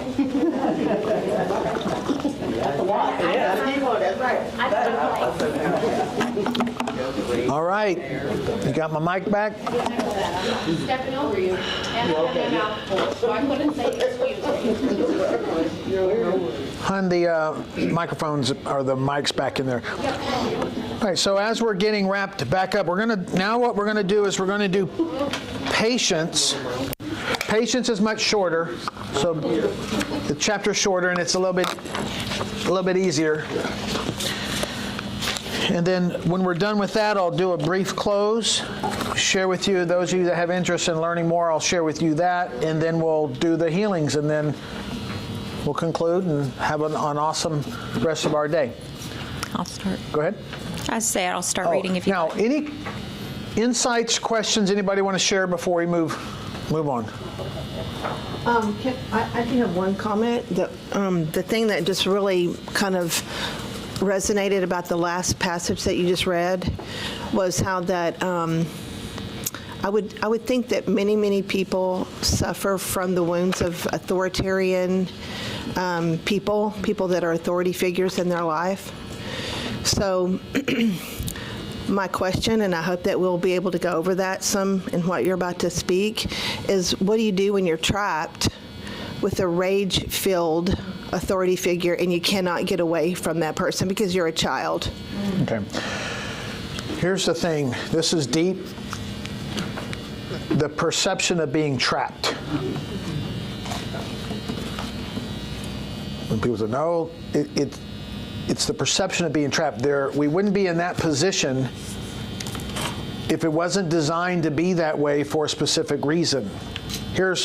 And again, we will I don't want to go too far yet, but I'll help you address that when we're done, okay? I have one comment. Oh, hang on. Okay. Thank you. On the last paragraph that you read, it says, if the cause is a person, then we must understand that the person is only a victim of destructive emotions and does not understand. That is so hard. Yes. It is so hard because if you live with someone who is totally unaware and who does not see anything wrong with him and everything wrong with you, it is absolutely almost impossible. Yes. I know with God everything is possible, but it is so hard because you try and you get in situations where, okay, if he's not doing this, if I'm doing this, I mean, it gets to the point where it's not maybe irritability gets to the point that it gets to anger where you have to react. Yes. And you go, oh no, I messed up again. And of course, we're not perfect. We're going to mess it up. But it's very difficult to try to be yourself, try to be better, try to conquer all these emotions, and you live with someone who has absolutely no idea. Okay. I'll share this because this is along the same lines that we can open up. You have a perception that's in your awareness that's what's happening. It's just an event that you're judging more pain than pleasure, more bad than good. The moment you see that it's just an event, the moment that event no longer has to get your attention, see, we continue to pull in what we need to balance. We're attracted to pleasure. We have a fantasy that life is going to be more positive than negative. If I just do this, if I just obtain this, if I just get this, if I just have that, if they will just do this, life will be better. But for every cause, there's an effect, and then every effect, there's a cause. There is no better. It just is. Because the moment that happens, you'll now attract the next thing. So we attract pleasures. We're attracted to pleasure over pain, but we attract the pain to balance it out. We have a fantasy, so we attract a nightmare. Because we perceive that if this happens, life will be better. If I finally get this raise, this will be better. If they finally do this, life will be better. If the government does this, life will be better. No. Look at every instance in your entire life where you got what you wanted, and for a moment, it was pleasure, and then you got the next pain. I didn't realize that the house was going to be all of this. The new car was going to be all of this. This new job was going to be all of that. New pleasure, you rise up, new level. Now, maybe you manage it better. The moment you conquer life, you get a new life to conquer. It's an event, it's an experience. And if we want to say that God is in control of everything and I trust God with my entire life, but yet we want to question God for everything that's in our life. Why? This is the human nature. Yeah. But if you're aware, you start looking for what's the benefit, what's the advantage, what's the benefit, This wouldn't happen. When you understand law, that's why it says understanding the laws, and there's a lot of laws to talk about, but when you understand God's laws, universal laws, you quit expecting pleasure without pain. You think about it. This earth, and I'll move on after this. This earth moves around the sun. We have 4 seasons. They may vary in intensity, but we have 4 seasons that we're not in control of. Right now we're in the spring. By law, the earth is in a certain position, a certain tilt, the way it was made, we are in spring. But guess what? This season won't last long. Because then the earth is over here and we experience summer. Some are more intense, some are less intense. And then we have fall. And then we have winter. It's called law. Well, your life, you live on this planet that also goes around, that's on earth, that goes around the sun, that's falling. So we also operate. So we have seasons of life. And when we appreciate the season for what it offers, but if we don't, then we're going to be miserable. Oh, it's winter time. I hate winter. Winter's so bad. Winter. Okay. Or what's the benefits of winter? So we'll open it up. Or the morning. Yes. Okay. So let's move on. Patience. Kim's going to start us off with patience. Who has the mic? I have the mic. Okay. Yes. Thank you, Olga. All right. Patience is the faculty inherent in the human soul that enables us to accomplish our mission without allowing ourselves to be diverted from our purpose by obstacles that could obstruct our path of progression. Patience strengthens our will and fortifies our intellect against life's discouragements. It is a motivating force that enables us to walk steadily forward in our chosen path despite the pitfalls encountered along the way. Many wander along blind alleys and meet with difficulties that retard advancement. By exercising patience, such obstacles can be avoided, or at least they can be overcome, thus maintaining progress. If we lack patience, however, we abandon the project. We are then convinced of our weakness, and advancement is impossible. The spiritual attitude necessary for those who would advance is one of keen sensibility and endurance. When our soul is peaceful and pure, it awakens to the higher states of consciousness, assuring our entire organism's growth. In the midst of inharmony and chaos, the progressive soul must maintain its calm. Though tested, it must be composed. Though deprived, it must be content. Though surrounded by sorrow, it must be happy. Yes, and I see the faces in here going, yeah, but how? Well, that's one of the goals that we hope to share with you. It starts with something basic like this book. You don't have an awareness. See, now some of your awarenesses are coming up like, wow. Okay, now you're asking a question. How? How? Well, first, you start with the laws of the body. Are you sleeping? Are you eating right? Are you exercising? You start with the basics because the only way we can express anything from the divine is through this mechanism. So if this mechanism ain't healthy, you can forget whatever's coming down the pipeline. Right. So it starts there. Then you become aware, wow, I'm angry. And so you fly off the handle, whatever. But you're aware. You go to your book, or you go to your Bible, or you go to whatever tool you have to bring you back into reason. So then you can make a decision, or from there you can react or act from that place, and then you keep working on it. It's no different than those of you that wanted to lose weight. Then you keep working at it till you meet your goal. Or gain weight. Yeah, some of us have that problem. We need to gain weight. Some of us do. Okay. Yeah, thanks.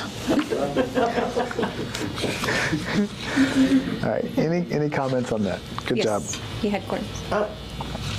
How does your prioritizing work in this whole? Gosh, you're the most astute group. I know. I'm like. See, the question here: how does everything starts with prioritization. Your pride. Yeah. You accomplish the goals, the things you want to manifest in life. You do. Are first, do you have a clear image of what it is that you want? And have you organized your life in a certain way that allows you to do that? Okay. And if you have this image, but you're not doing the things that get that, like I told you about the billionaire, or the person that wants to lose weight, but they're not doing the things that help you lose weight, whatever that is, then we have a fantasy. And then we're going to be upset and beat ourselves up and get angry because we're not reaching the goal because we didn't prioritize our life and the way to do it. And we'll briefly mention at the end of the creative process on how you create the ideas and images that you want in life lawfully, not fantasy, and not all infatuated. And nobody wants that. We all want pleasure over pain. We want something for nothing. We just do. We're inherent. That's the animal in us. Yes, we have something over here. I wanted to share something that kind of stood out. The part where it says the progressive soul must maintain its calm. Over the past few months, I realized how that's so important. For me, as his wife, he's been going through this for quite some time already. More than a few months, I would think. It's been close to a year. And as his wife, I feel like that has been the key point for me to stay calm. Like, I do whatever I need to do to maintain my calm. Because if we're both not calm, that's not a good combination for our kids.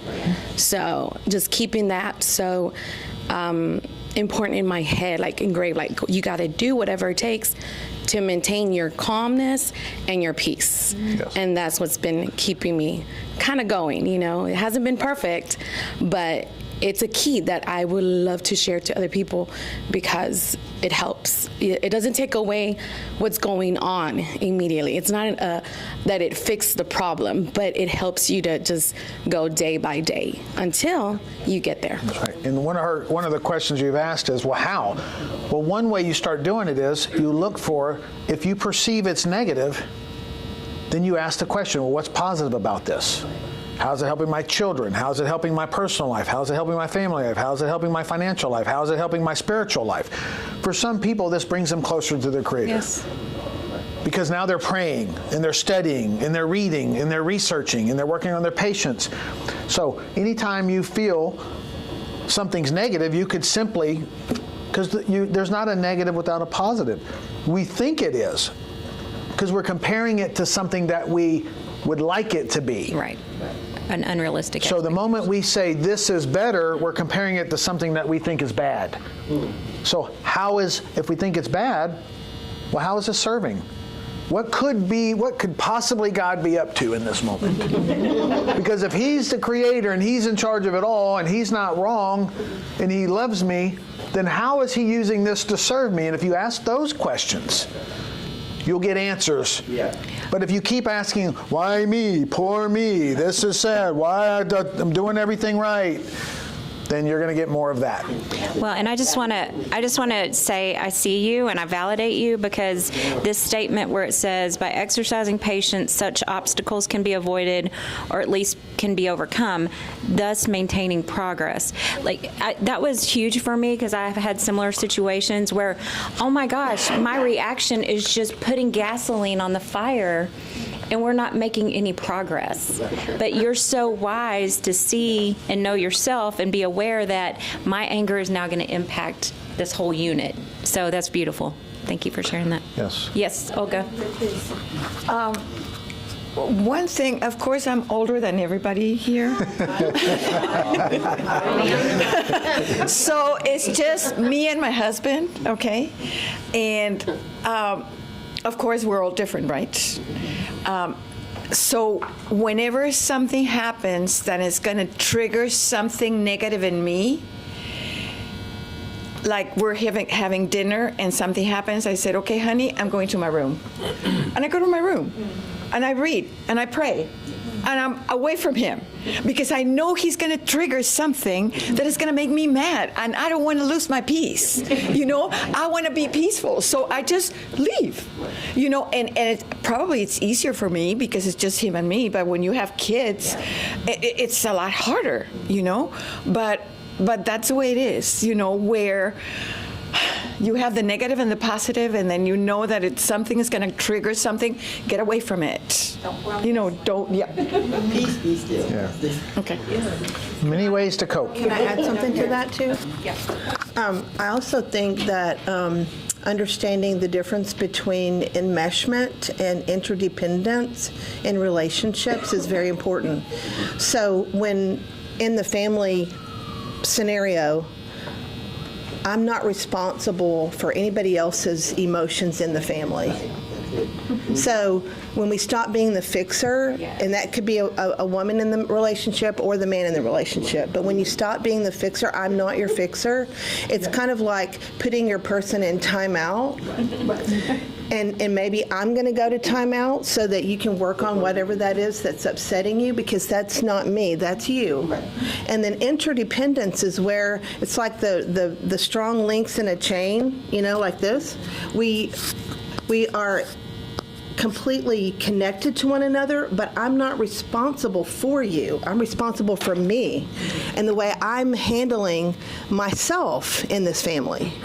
So one of the things that has caused me the most anger in my life is when I try to fix folks and they don't fix and they wear me out. They wear me out, and then you deplete me, and then you take from me. And then it took me many years to realize that the model of enmeshment was so deeply ingrained in me from in the first 18 years of my life when I lived with my mother and father, who are to this day completely enmeshed with each other. Good. I mean, they've been married for all these years, but they completely, like, you talk about this longevity in marriage, but it's like, this is the most toxic situation I've ever seen in my life. And this is what raised me. Yeah. This is what raised me right here. You're changing it. So I have to be the cycle breaker, Yes, ma'am. which means I don't keep reacting to all these folks. I just let them be. Go ahead. If you need to be angry right now, go ahead. But I'm going to go here and do this. I'm not going to get into And one this. thing when she says, she comes over here to you is, and we're grateful to our parents for teaching us how to break the chain that's going. That's one of those things. Well, what was the benefit of all of this? Well, I've learned. It's beautiful. And the idea of, if we could ever learn that we're not to try to fix, there's nothing wrong with anybody. So us trying to fix somebody is the silly part. Really? There's nothing wrong with anybody? There's nothing wrong. Everybody is playing their part. That's the tough part. It's tough. Yes. Everybody's playing their part.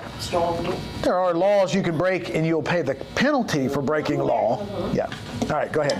That one point you were saying something about a house or something, so it reminds me that the expectations that you have, and if you don't have grace on the outcome, then you either go crazy or you start living in joy, because that's actually what this season I've been transitioning to this house that we built. And literally my brain, I could gotten crazy because of all the flaws and all the things, and I'm getting there. But when you know, it reminds me of the higher expectations you have. And yes, God wants the best for you, but you also made a choice of things. And now you have to see, okay, this is what I have. Do I go crazy or do I just take it? Another great point is there's a law of adaptation. Right. Stress is the inability to adapt to a changing environment. It's always changing, always adapting. Every new level, new devil.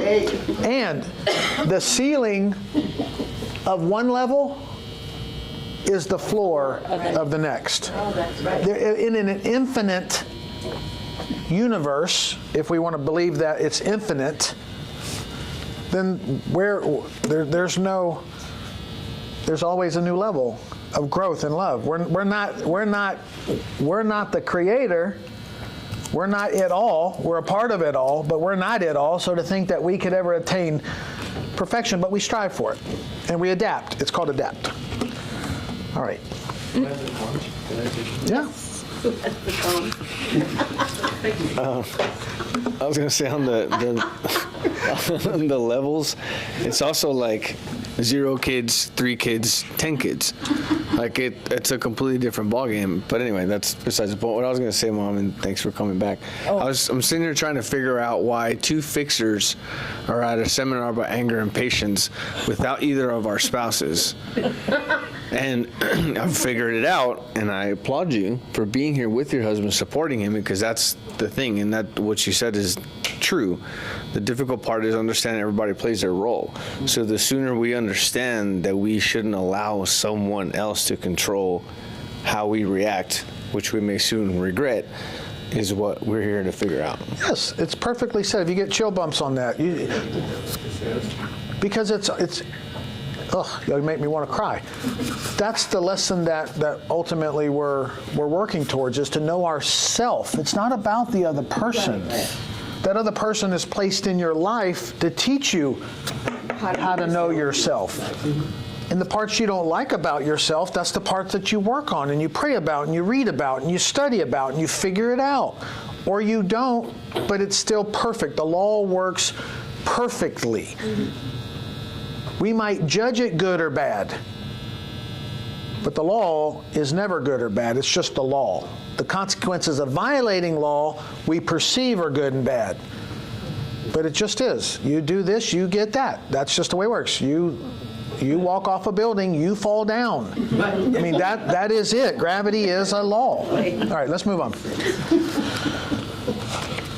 Oh, Evie can read. Oh, Evie, let's do it. Now, Evie, she's from Vermont. She's one of our fellow teachers. We just taught in Boston with her. She is a hoot. Evie, now I put you on a pedestal. Okay.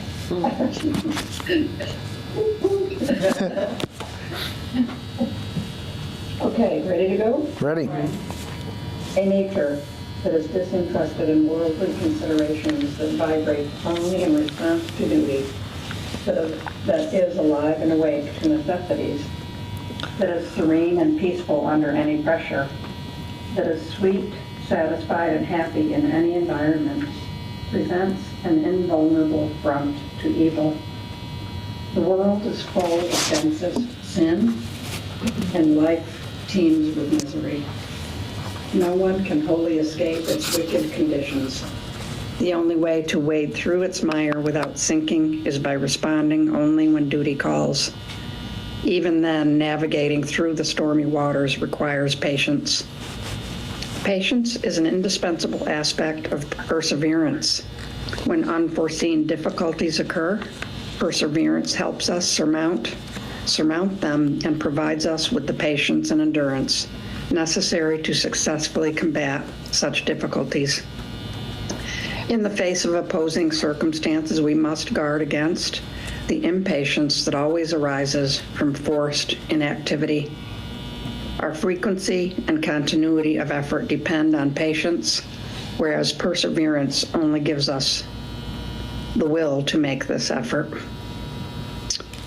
So I think what jumps out at me here is the statement that the only way to wade through the mire without sinking is by responding when duty calls. That's challenging in and of itself. And then navigating through the stormy waters requires patience. I think we all know that if we're in a canoe and a storm comes up, we don't stand up and flail around. We sit steady in the boat, and we will get through it. And I will say that there's a great quote in the Bible that says, a soft answer turneth away wrath. And that's a good little affirmation, I think, that is so helpful. I don't think you could have a better image of standing in a canoe, standing up, flailing around, and not expect to have disaster. Susan? Oh, another one. Another one, yes, Dr. George. Another one of my favorite people in the whole world that I got to visit in Boston. I'm upstate New York. Many years ago, I heard from a psychotherapist as he was studying right along with us this Rays of the Dawn, and it might give people in the audience there something to think about. He mentioned that very last paragraph on page 145. He turned that into a personal affirmation for himself, and he turned it like this. He said, I am disinterested in worldly considerations. I vibrate only in response to duty. I am alive and awake to necessities. I am serene and peaceful under any pressure. I am sweet, satisfied, and happy in any environment. I present an invulnerable front to evil. And that's a great affirmation for you to memorize. And when you need it, you can say it to yourself, and then you'll have it with you. That's it, Dr. Jones. Thank you so much. Okay. Next, brave soul who feels called to read. Okay. All right. Let me bring you the mic. Here you go. This patient is... Yep. Which one? You're good. Just hold it there. Yeah. Patience is an indispensable aspect of perseverance. When unforeseen difficulties occur, perseverance helps us surmount them and provides us with the patience and endurance necessary to successfully combat such difficulties. In the face of opposing circumstances, we must guard against the impatience that always arises from forced inactivity. Our frequency and continuity of effort depend on patience, whereas perseverance only gives us the will to make this effort. Keep going. Patience enables us to estimate people, conditions, and things in their true light and to guard against the emotional, obsessed, and biased judgment that often clouds the vision. Patience also enables us to choose with discrimination and to carry out with clarity and precision the actions that reason has counseled us to perform. Our entire world of thought and action should be colored by the quality of patience. Yet, we rarely see that this positive and ennobling attribute is sadly lacking in the home, in the community, and among the nations. The need for patience is nowhere more pressing than in the home. Members of a family tend to be hasty and headlong, with little consideration for individual differences. Parents and those entrusted with the guidance and discipline of children are especially guilty of violating the law of patience. To be hasty and inconsiderate with children breeds fear, discouragement, self-condemnation. Many an inferior complex can be attributed to a parent's or teacher's habitual impatience, attitude toward a deficiency or a lack in a child. Not only does that parent or teacher violate the law of patience, but that person also lacks the traits of sympathy, charity, kindness, and duty. Thank you. I thought you said it gets easier. No, this is tough. I guess practice makes perfect in this case. Yes. Doesn't really work, does it? No, it does. It does. Because remember, if we're swinging over here, it's going to take, if we're at a -9 in anger or in relation, it's going to take a +9 in patience. So if we find ourselves getting less angry, then we need less patience. Those that say, I need patience, Lord, give me patience. What you're saying is you're angry, because if you need this, then that means you're here. When we need something, it's because we perceive we don't have it. Right. So we're seeking it. Yes, to fill it. Oh, yes, sir. You can change on personal. I just want to make this point about it's the opposite of practice makes perfect, because if, for example, if one chooses to like sedate themselves to avoid conflict, then you're not trying, right? You're not putting forth the effort to get out of it what you're intended to get out of. Right. See, I can see all the wheels turning. See all the things in your subconscious mind and start popping up into the conscious mind. You start thinking of all these things where you could have did something different, maybe, or new ideas pop in, like, wow, I never heard that before, but you keep saying the same thing in a different way. I'm starting to get a picture here. The part that says the need for patience is nowhere more pressing than in the home. Like, we have 2 kids, right? I have a son and a daughter. And sometimes, yeah, they drive you kind of crazy, right? But I have to understand and kind of have patience, especially with my daughter. And I'm just like, she's learning. I have to understand her. But the next part is kind of, it says, parents and those entrusted with the guidance and discipline of children are especially guilty of violating the law of patience. To be hasty and inconsiderate with children breeds fear. So it's like, does that mean like I'm not allowing them to maybe grow? Like if I'm not patient with them, right? Yep. Because what happens is when you suppress or repress a child's activity, they're going to express it somewhere else. This is where the bully is bred.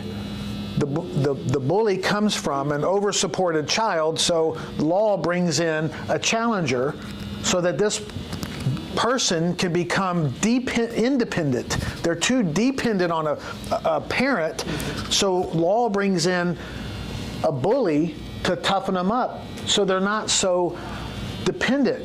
In a family, if you're too easy on the kids, you have created too hard on the kids.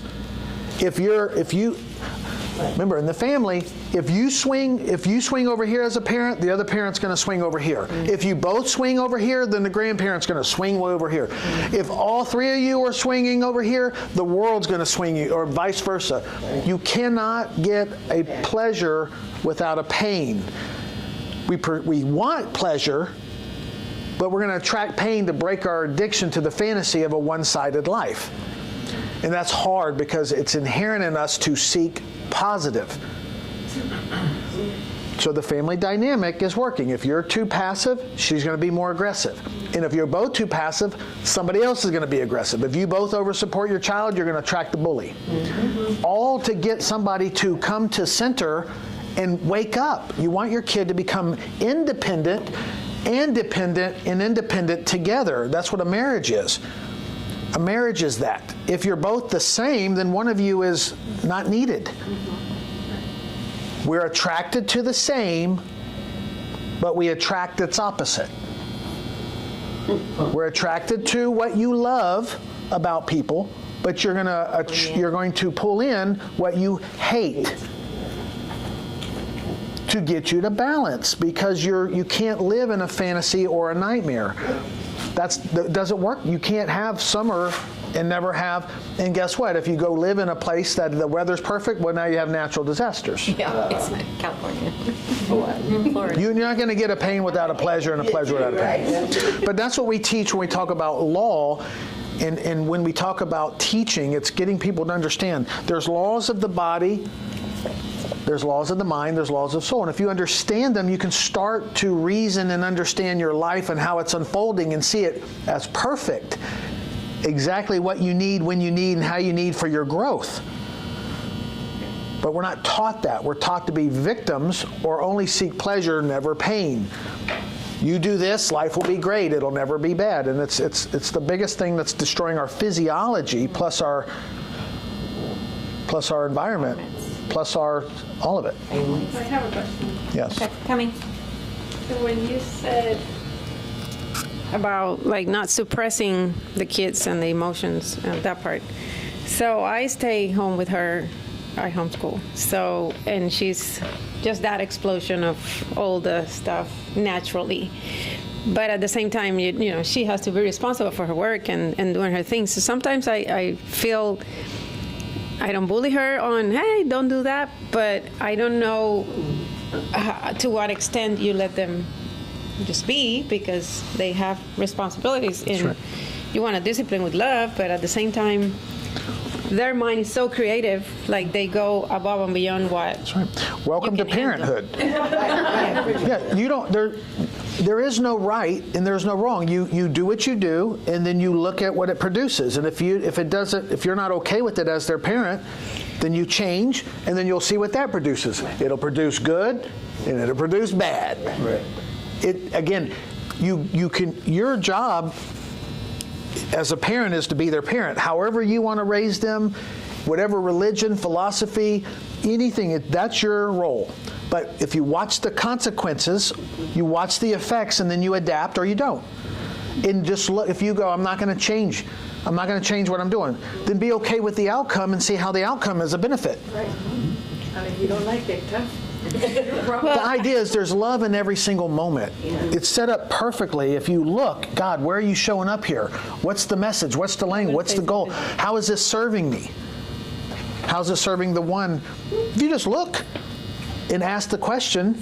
So outcome for the first child was very independent, and that's great. And I want her to be the same. But at the same time, you want to model them for I think the structure part is what I have struggled, so I don't want that struggle to be possible. See, as a parent, we perceive this first child, I did good. This child's my ideal child. Everyone that has children know you have another child. If your animals are your children, the same way. I wish all my animals were like you, Lily. Libby. I don't know why I called her Lily. There must be a Lily. I thought you were talking to somebody named Lily. Again, you're going to attract the opposite to teach you how to love, so you don't become one-sided and think that life is that. That's why you attract this child. And if they're both children are perfect, then you attract a husband or a sister or a brother or a boss or circumstance. You cannot avoid life. But if you look for how is it serving me and all those with me, you'll ask the question, you'll find it, and you'll realize that, there's nothing good or bad. It's just an event. It just happened. Now adapt. You get too elated, bring yourself down. You get too depressed, bring yourself up. And if you won't, somebody else will. It starts with your body and your mind. They give you feedback. They give you symptoms. If you don't listen to those, your friends and family and neighbors now get, and if you don't listen to them, God takes over. Tragic things happen to wake you up. That's when you hear people talk about rock bottom. Well, the rock bottom because you missed all the other things. So anyway, let's move on. Yeah. No, just real quick, you framed a concept that Jordan Peterson says perfectly, that you're doing a disservice to your children if you're nicer to them than the world will be. Right? You bring in a bully. And then I wrote down here something I think is helpful for parents, is that children, like events, are vehicles for learning and growth. Like each child in each event is different. They're a reflection of you. Your life is a reflection of you. As much as we think that other people are doing it, the government's doing me this way, my husband's doing this, my kids are doing this, life is doing, no. There's you and your creation. And how you perceive your creation is how you perceive it. It's you. It's not anybody else. It's you. You're creating your life whether you're aware of it or not, and one of our goals is to bring your awareness up just enough so you can see that you're the one that's creating or allowing it to be. You're allowing it. Yeah. It's okay. It doesn't matter, but it's not somebody else. That's why we keep pointing. We're trying to get you to be aware that you have you. It's your life and your response. All right. Narrator? Okay. Impatience leads to irritability, which in turn produces anger. Then the mind becomes engrossed in the negative phase of reaction. In the business world, there are many individuals who, perplexed and preoccupied with their own problems, exhibit an attitude of impatience towards those they serve. Such an attitude, perhaps bringing temporary satisfaction, will in the end defeat its purpose. Only when we are patient under all circumstances can we maintain harmony. Even in the realm of healing, where patience should predominate as an indispensable factor in producing results, this constructive force is often lacking. Still ignorant of all the laws involved in healing, many doctors display impatience and irritability toward patients, especially nervous and neurotic cases. In reality, the fault lies with the doctor, who has failed to create the composite personality or to instill those concepts necessary to produce constructive results. Some individuals have drifted so far into the negative phase of life that it requires persistent effort and a great deal of patience to bring them back into the positive realm.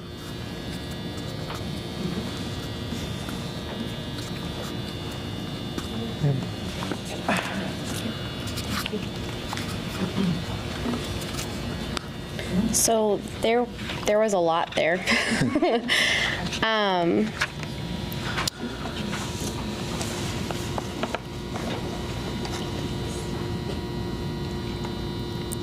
Basically, what I wanted to say was, if you looked at the anger side, it says that we need to allow ourselves to be patient with others and understand that they're having troubles as well.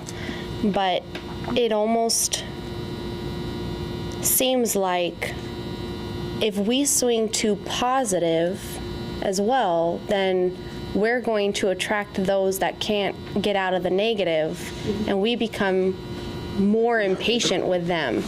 And so if we're in that neutral, we're going to attract others that are closer to neutral. Yes, very, because we're under this idea that this is better than that. So you're putting a moral language on it. That's the problem. If I label something a problem, we're trying to establish moralities for everyone and everything. That's good, that's bad, that's right, that's wrong. You're supposed to be patient, never angry. The reason we haven't really talked a lot about, I keep going this side, is because most of us would agree that we probably are swing more this way than we swing this way. But yes, your physiology, if you're one of those that let everybody take and you always give in your mind, you think you always give, you never say anything. You let the kids just do whatever they want, any way they want, however they want, because I don't want to suppress them or repress them. Your chemistry now shifts. You get too much serotonin, too much oxytocin, too much dopamine, and now you create a parasympathetic physiological disease. All disease is too much or too little of chemistry in the body. Is there such a thing as too much love? Yes, because you attract the opposite. So ideally, when you slowly start bringing yourself up, now you're still getting angry, you're still being too patient, you're still human, but your response is less chemistry. Then you use your emotions and your feelings and your intuition, and then you work on it again, and then you get here, and all of a sudden one day you get to this place where you go, I love you for who you are and what you are, and I see you, and I'm grateful. At that moment, you bounce to a new level, and now you find something else to gripe about. Imagine every second of every day, of every minute, every millisecond, we're judging. Good, bad, hot, cold, right, wrong. And all those are stored in our subconscious. Those that are minimal, they don't come up, they don't vibrate up, for we're aware of them. Those that are most vibrating the highest are the ones we're aware of. Those are the ones we might consider working, because they have the biggest impact on our physiology. You're not going to love every single aspect of your spouse or of your child, because the dictionary has like 5,000 different potential traits that we're all capable of, that we all have: anger, bitterness, jealousy, because we're human. And if they weren't there and they weren't necessary for our evolvement, then we wouldn't have them. So to think that just because you handled something, I handled my anger on my husband not taking out the trash. Now you're like, I'm cool with it, no problem. Well, the moment you quit judging, he'll take out the trash. Or you'll be so grateful that you're taking out the trash because it builds muscles and allows you to walk and get away. You'll find a benefit, but Then there's the next thing. Well, now he doesn't make the bed. Now he lays his plate on this. So, fantasy. But it's you swing that way, you're going to get its opposite swing within your body, within your household, within the world. And the moment you spot it, then you can work on it. You can start to reason on it. And it's not overnight, it's not next month, it's not next year, it's a life. It's the wisdom it's instead of having this waiting till we get all this wisdom when we turn older and then we can't share with anybody, have it now. We have a question or comment over here. Oh, sorry. One thing that I think that has helped me over the process of also me going through a process, and I know Dr. Bobbitt knows about my process, but now after coming back and finding like the healing that I needed in my body and in my mind, now I get to choose what's going to make me angry. Like I get to choose, like it's my choice. Am I going to get angry for that? Is it worth it? What am I going to gain from it? So all of that goes through my head before I decide, am I going to get angry? And I know some of you were asking earlier, like, it's impossible. You do it so much, you practice it day by day, that it becomes natural.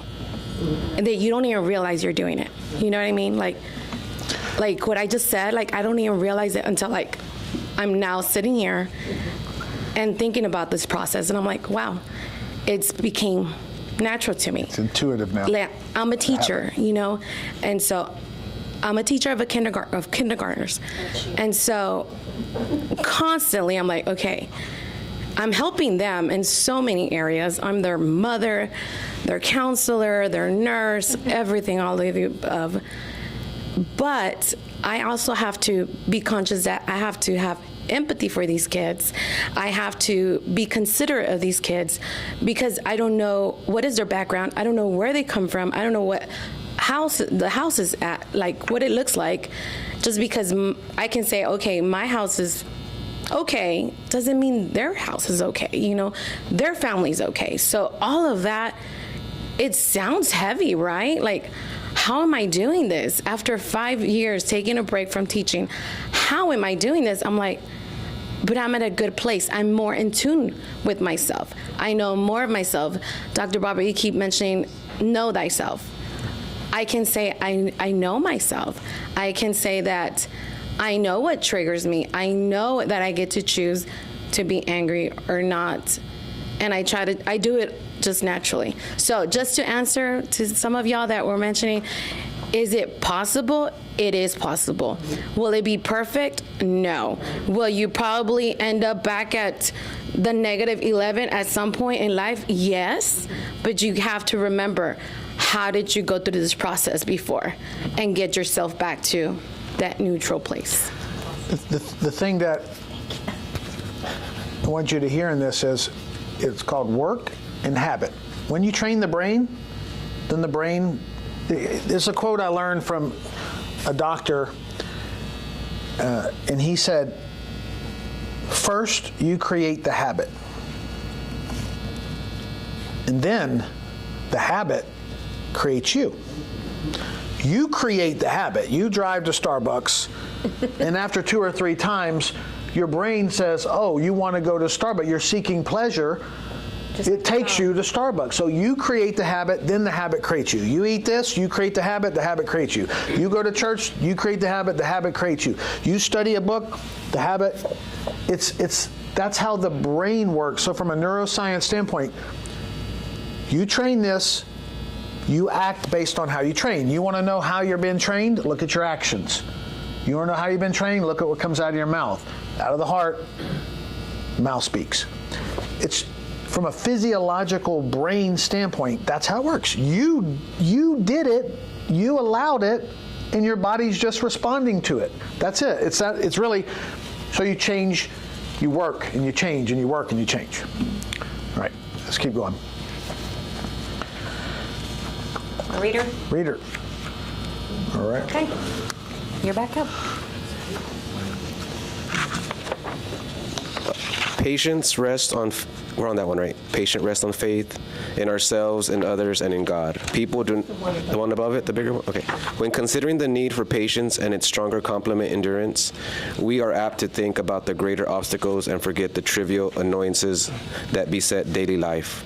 Stumbling over petty offenses by allowing them to repeatedly stir our minds into little bubbles of irritation does as much to undermine our nature as the failure to surmount greater errors. When we continuously fail to patiently endure little disturbances, our life forces are scattered and our whole organism is depleted. In this way, we become totally unfit to cope with more severe trials, and for such trials, we should always be prepared. By carefully watching our dispositions and eradicating lesser discrepancies, gradually the force and power will be added with which we can meet and rise superior to any emergency. Patient rests on faith in ourselves, in others, and in God. People do not attain to greatness in any line of endeavor without patience, persistent effort. Creative genius has always used patience as an essential factor for achievement. The victory may be at hand, the goal may be in sight, the plan may be nearing its completion, but if we falter or stumble through impatience to reach the end, what was within our grasp will end in defeat or disappointment. So true.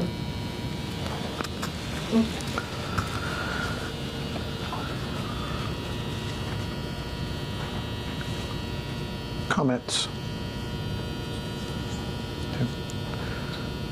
Yes, can we have over here?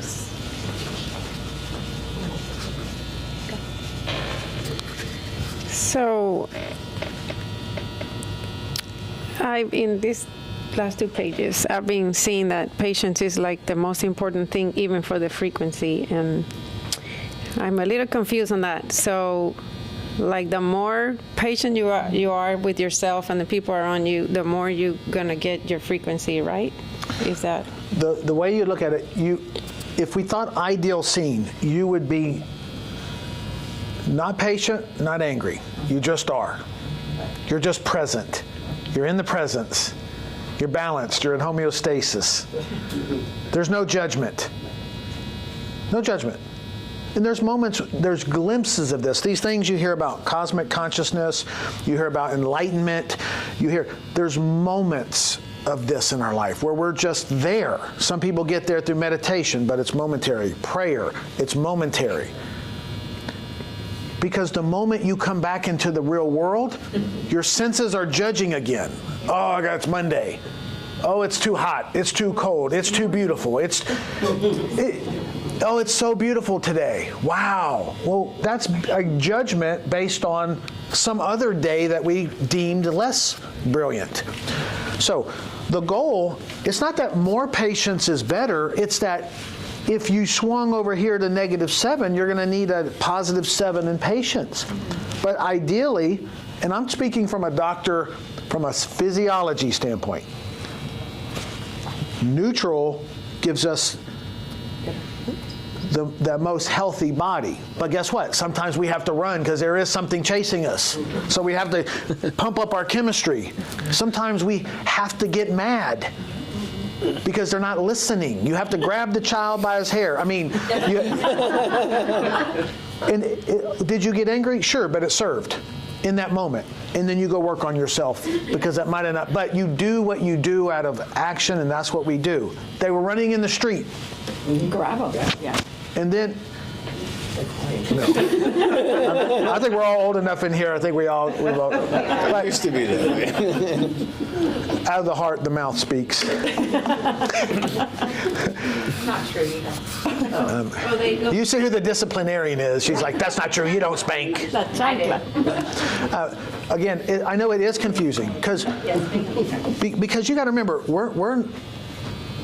that's why I keep saying I'm talking as a doctor from a physiology, because I'm not the minister in the church speaking to you. We're not teaching from a biblical text. It may all be the same and worded different.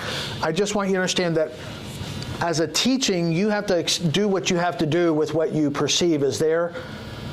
But the idea of being more positive than negative doesn't seem to work well for our life. Do we strive to be more righteous? Yes. Because if we train ourselves to live healthy, then we have a good chance of being healthy. If we eat healthy, we have a better probability of living. If we sleep, we have a better probability, but we're still not in control of our life. We're aspects of our life, but there's a big world. So we do what we can, and whatever happens, happens, and we learn and we adapt, and then we change if we want or we don't. There is no right or wrong, at least from this aspect. Yes, there are laws. You break the laws, yes, there is right. You're not supposed to speed. Civil law, we have agreed culturally in conventional opinion to abide by these things, and if you don't, you pay a consequence. If you don't want to obey that, then you will pay a consequence. But you have the right to choose. So I hope that helps. I know it's it's not instinctual to think this way. Helps. It's just, I think I am a patient person when it comes to a lot of things. So my husband, he's different. He said, you're so impatient. Yes. So all the time trying to figure it out, there's moments you're not going to, in the traffic and this, and, you're like trying to get to places. Well, that's not the normal. So you're not going to evaluate yourself like as on impatient just because of moments of things. Right. So don't beat yourself up because you get angry in traffic. Yeah. But there is a feedback that does change your body and your heart and elevates blood pressure and makes you not be reasonable and makes you do things that probably aren't lawful. Here we go. Oh, go ahead. So is lack of judging more neutral? Yes. Okay. That's neutrality. There you go. Okay. That's. And we're not supposed to judge? No. The moment you judge, you throw your chemistry off. Yeah. You judge a little chemistry off. You judge a lot of chemistry off. Right. This is what we've all been taught growing up in every aspect of life. Don't judge. No one says judge. Right. That's the beauty of Lent, is that you have the 40 days to annually, by design, bring awareness to yourself, and hopefully, because it aligns with 40 days to create a new habit or break a habit. I guess the question in that is, I can notice myself going up in the level and the new devil, which has a whole other chapter on meaning. But are you saying that we hopefully, never say never, but the idea is that you never get to an 11 once you've risen on that level? No, you will. You will. Again, Never arrive. Let's take heaven out of the equation for a minute, because we're not talking about that. There is no arrival because there was nothing to arrive at. Think about infinity. In this moment in infinity, where are you? The beginning of infinity, in the middle of infinity, at the end of infinity? You're nowhere. But when you judge, you're now in space and time again. When you judge, now you're no longer present. Present is no space and time. When we're worshiping, when we're in the presence of our Creator, there's no space or time. You get lost in the moment. People, when they meditate, if they're meditating correctly, you're lost because there's no space and time. You just are. But the moment your senses come back online, oh, what temperature is it? What's my kids doing? I got to go to work tomorrow. Now you're judging. Our finite mind has to judge. Otherwise, how are we going to live? Right. Oh, that's hot. That's cold. So we train our brain to operate and adapt the best we can for our goals and what we're trying to create and what's acceptable for our group, in our religion, in our philosophy, in our family. And if that's not okay for your family, then you do that, you'll pay a consequence. Right, let's keep, I'm going to finish out. Are we on Life is One Great Battle? Yes. So if you didn't know, life is one great battle with all its trials and problems, but whatever the necessities of life and whatever the tribulations, small or great, we must remember that unwavering patience and endurance to the end will fortify our character. Our increased strength will move us forward or move us toward final mastery and all of the circumstances that tend to impede our progress. Every individual can conquer the weaknesses in his or her own nature through a knowledge of and obedience to the laws governing the body, the mind, and the soul. However, the evils of the world are beyond individual jurisdiction, except where we can serve to help others see the right path. This is best done by example. The world owes its advancement to those souls whose consistent actions personify the positive attributes of faith, hope, charity, patience, and love. And when these people are in the majority, we may expect the unification of humanity. When people will love one another, they will, by their own actions, gradually eliminate from the earth all the evil attributes we now know. And as we each become cognizant of our path in the divine plan, we cheerfully accept our obligations and with patience and perseverance perform our allotted tasks.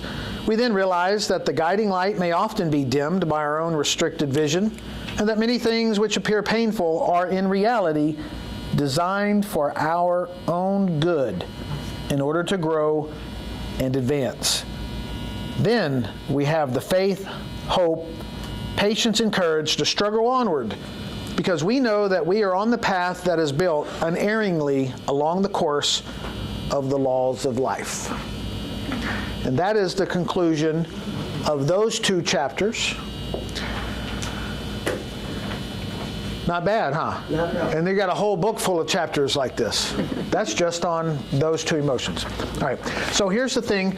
You've been such an awesome class that I've went long. You inspired me to talk more. We're still going to carry out what we're going to do, but I'm going to begin to end the class. So those of you who need to get kids home or you need to go and have another event, I want you to do that. We'll still do the healing. We'll just do it after I'm done with this last little bit. Okay? So here's what I want you. In your folders, you have a gift. And I want you to pull it out. It looks like that. It's a self-evaluation booklet. Those of you online, you will have an electronic version of this. The Institute has allowed you to have that online. It's called a self-evaluation booklet, meaning only you see this. And what you do, if you open it up to the first page, in the middle of that first page, inside cover, it says Health, Happiness, Success, and Peace, Evaluation and Action Plan. Well, then there's a scale. And the scale says 1, not at all, never, not, characteristic. 7, always, all the time. You're going to not now, but at home, you're going to answer these questions as honestly and authentically as you can. There's 2 evaluations in here. There's one for when you decide to do it, and there's one for later. But it will guide you in where do I start in this book? I don't know where to start. You can use this as a survey because it's your answers, and it'll tell you. There's a key at the end of the book that'll tell you how do I decipher the answers I have. Tell you, do I need to work on the laws of the body? Do I need to work on the laws of the mind? Do I need to work on the laws of the soul? Where might I operate? I'll show, so that's your gift. You don't have to turn it in. It's just for your own personal awareness. So if you lie to yourself, well, you lie to yourself. But this book, in my understanding, is best used, study the first 4 laws, because it all starts with the body first. Just get the body under control. It's your mechanism. And then if you have a particular emotion, law of the mind, read it, then read its opposite. If you read the book straight through, you do what you want. It's your life. But you'll appreciate it, but this is a handbook. So if you want to read it straight through, read it, but also have it handy for if you choose to use this as a tool. Well, when you're being jealous, you'll go read jealousy, and then you'll go read its opposite, duty. When you are fearful, you read fear, and then go read its opposite on faith. And all these are similar to what you just experienced, that level of words. You have to look some of them up. Remember, it came from the 30s, and the data in here came from books that were older than that. It's just a recreation. Dr. Fleet, this isn't Dr. Fleet's words. It's his correlation of everything and putting it into a form. Remember, he handed pamphlets out to his patients. So He didn't even want to put his name on the book, but copyright says you do that. So this isn't a tribute to Dr. Fleet. This is just a collection of, so that is, there's a children's version that is very simple. The kids we're learning out of this today. It's usually a little bit easier to comprehend for some of us. So that's that. There is, on every Wednesday, we meet in this room from 12:15 to 1:15 to cover one chapter out of this book. In your folder, there is a sheet that says what chapter we're covering. This says Rays of the Dawn Club 2025 schedule. So we just, if you looked at the date, we just finished sympathy.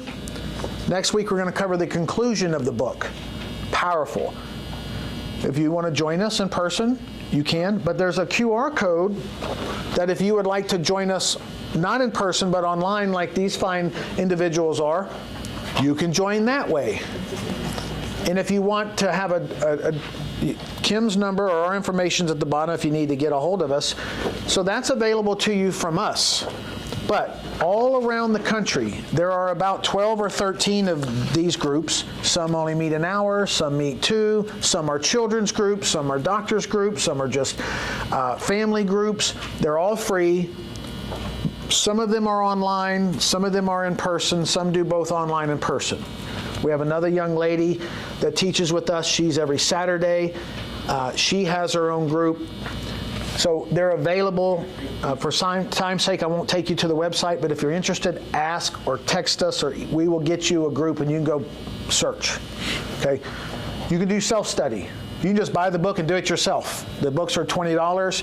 Those of you online, your best bet to get a book would just be to The Institute. The Concept Therapy Institute. They have these. You just purchase from them. We're not really in the selling the book business, but we have some that we have for our patients. But we have those here if you need those. I think the children's books are like $10. I think they're $12. Okay. So those are those. And there are children groups online? There are not children groups. Okay. In fact, got a little emotional. For many years there were, but right now this is being brought together. And this, as far as I know, right now there's only a few that children meet. Yeah. We're trying to do it each time we do a large event, but it will be coming back. But you can host your own group.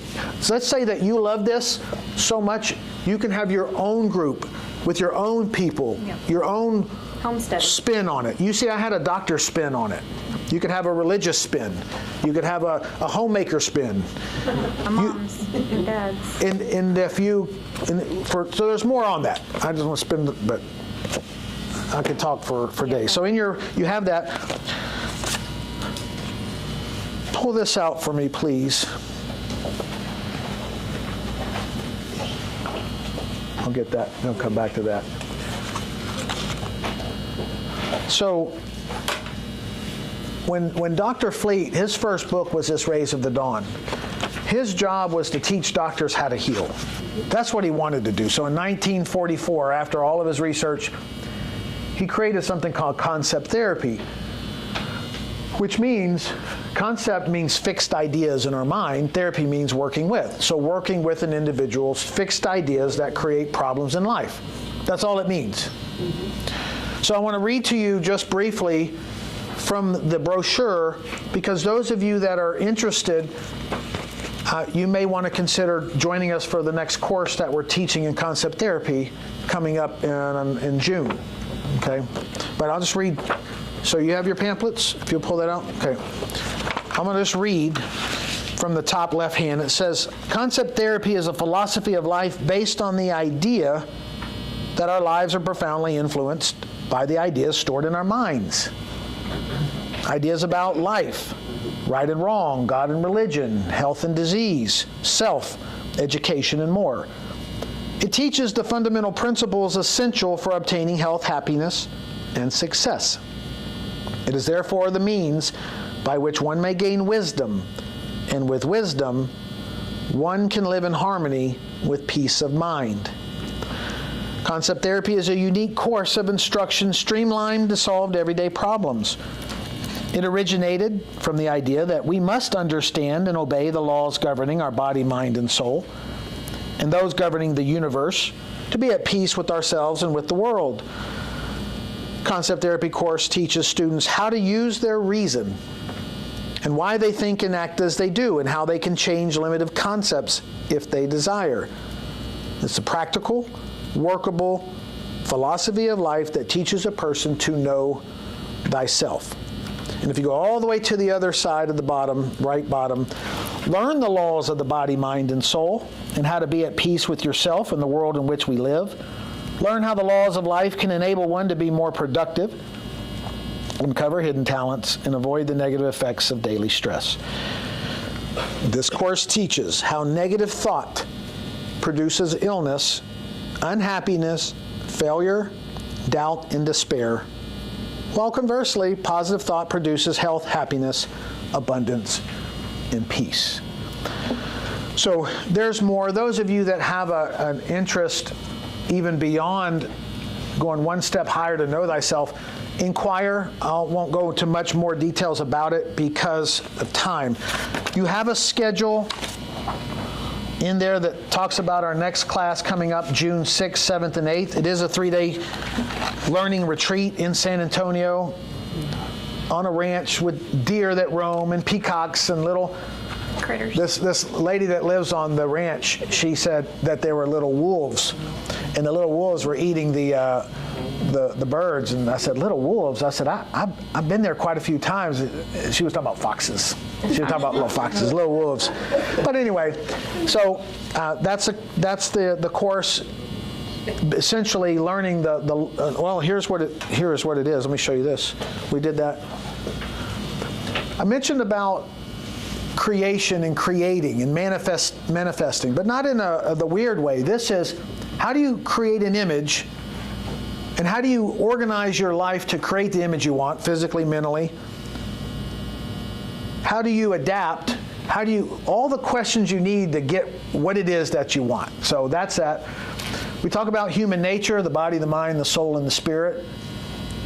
Explain how the personality works, how those come together and work in life, and then we teach the laws. You heard me talking about laws. What are the universal laws? And that's a little bit about that. You've got our teaching schedule. And lastly, I want to go back because I didn't share this. I missed the slide. It talks about the gift of health. From a chiropractic standpoint, if you, your spouse, your child, a friend, you would like them to see me, but there's some reservation, I would be happy to evaluate them at no cost. And that means exam, x-ray, no cost. Not treatment.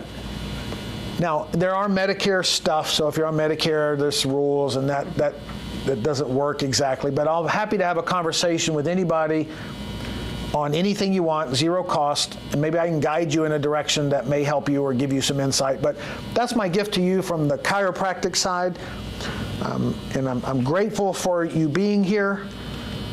And when we close, we're going to start getting prepared for the healing demonstrations. You're all welcome to go at any time you want.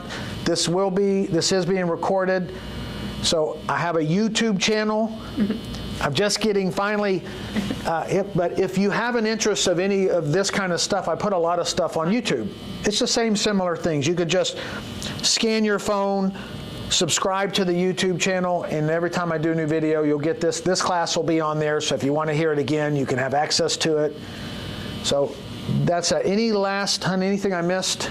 Any last questions before? I know we went long, but thank you. I'm sure you got something out of this, very much so. So questions? Doctor, I have to say something. Yes. Okay, let me get you the mic. I just want to share something on how awesome he is. I came for my session a couple of weeks ago, and something happened that triggered me to be so mad. When I got here, I was furious, and I get to his office and I said, "Doctor, please pray for me, And he goes, okay, slow down. What triggered you to be so mad? So he got me talking about what had happened, you know? And he said, okay, lay down. So he worked on my back. I don't know if he was praying also, but when he was done, I was perfectly fine, at peace, no anger, no nothing. Talking about the doctors that just give you a pill, he's not one of those, you know? He is incredible because he reads what you have and he goes to the source of what it was, you know? This is what I was after when I heard of that master teacher that got the work from Dr. Fleet, and I'm learning the principles of healing, whether it's healing my patients, my children, my family, and those around me. And anyone can do it. It's understanding, it's just understanding how it works. Thank you. I'm crying, but I'm going to say it. I'll take it just real quick. And then, was it that day that he invited you to this? I think so. So then doctor mentioned this to my mom that day, and then she told me, and now we're here. That's the way God works, right? That's right. Yeah. So I was sharing with her that I had come here many, many years, long time ago. But I went to another place, and then my daughter will go with me, and she's so afraid. Like, she's like, I'm never gonna get an adjustment, Mom, because that's so scary. She started having all these allergies because emotional, because she's very healthy. She never has anything that's from her body. So I went and I started praying. And I got this video from him from Facebook. And I know God did that because I was like, Lord, I don't know that I'm getting nothing over there, and I don't know what to do. He was patiently explaining to these parents about this girl, and I said, okay, God, you want me to go there to bring her? Yes. So she came here, and since that day, you know, I haven't been able to come back because now we're so far, but she has no allergies. She's, you know, sleeping better. Everything is better because then you follow God and you go to the people that's not going to give you just the medicine to just do it. So thank you. We were almost not coming today because I know it's hard when you're trying to get healthy. You know, a lot of things come into the way, but I said, no, we're going to get there no matter what time we get there. And we can. Well done. All right. So thank you all for coming. Those of you who want to stay for the healing demonstrations. Bye-bye. Okay. So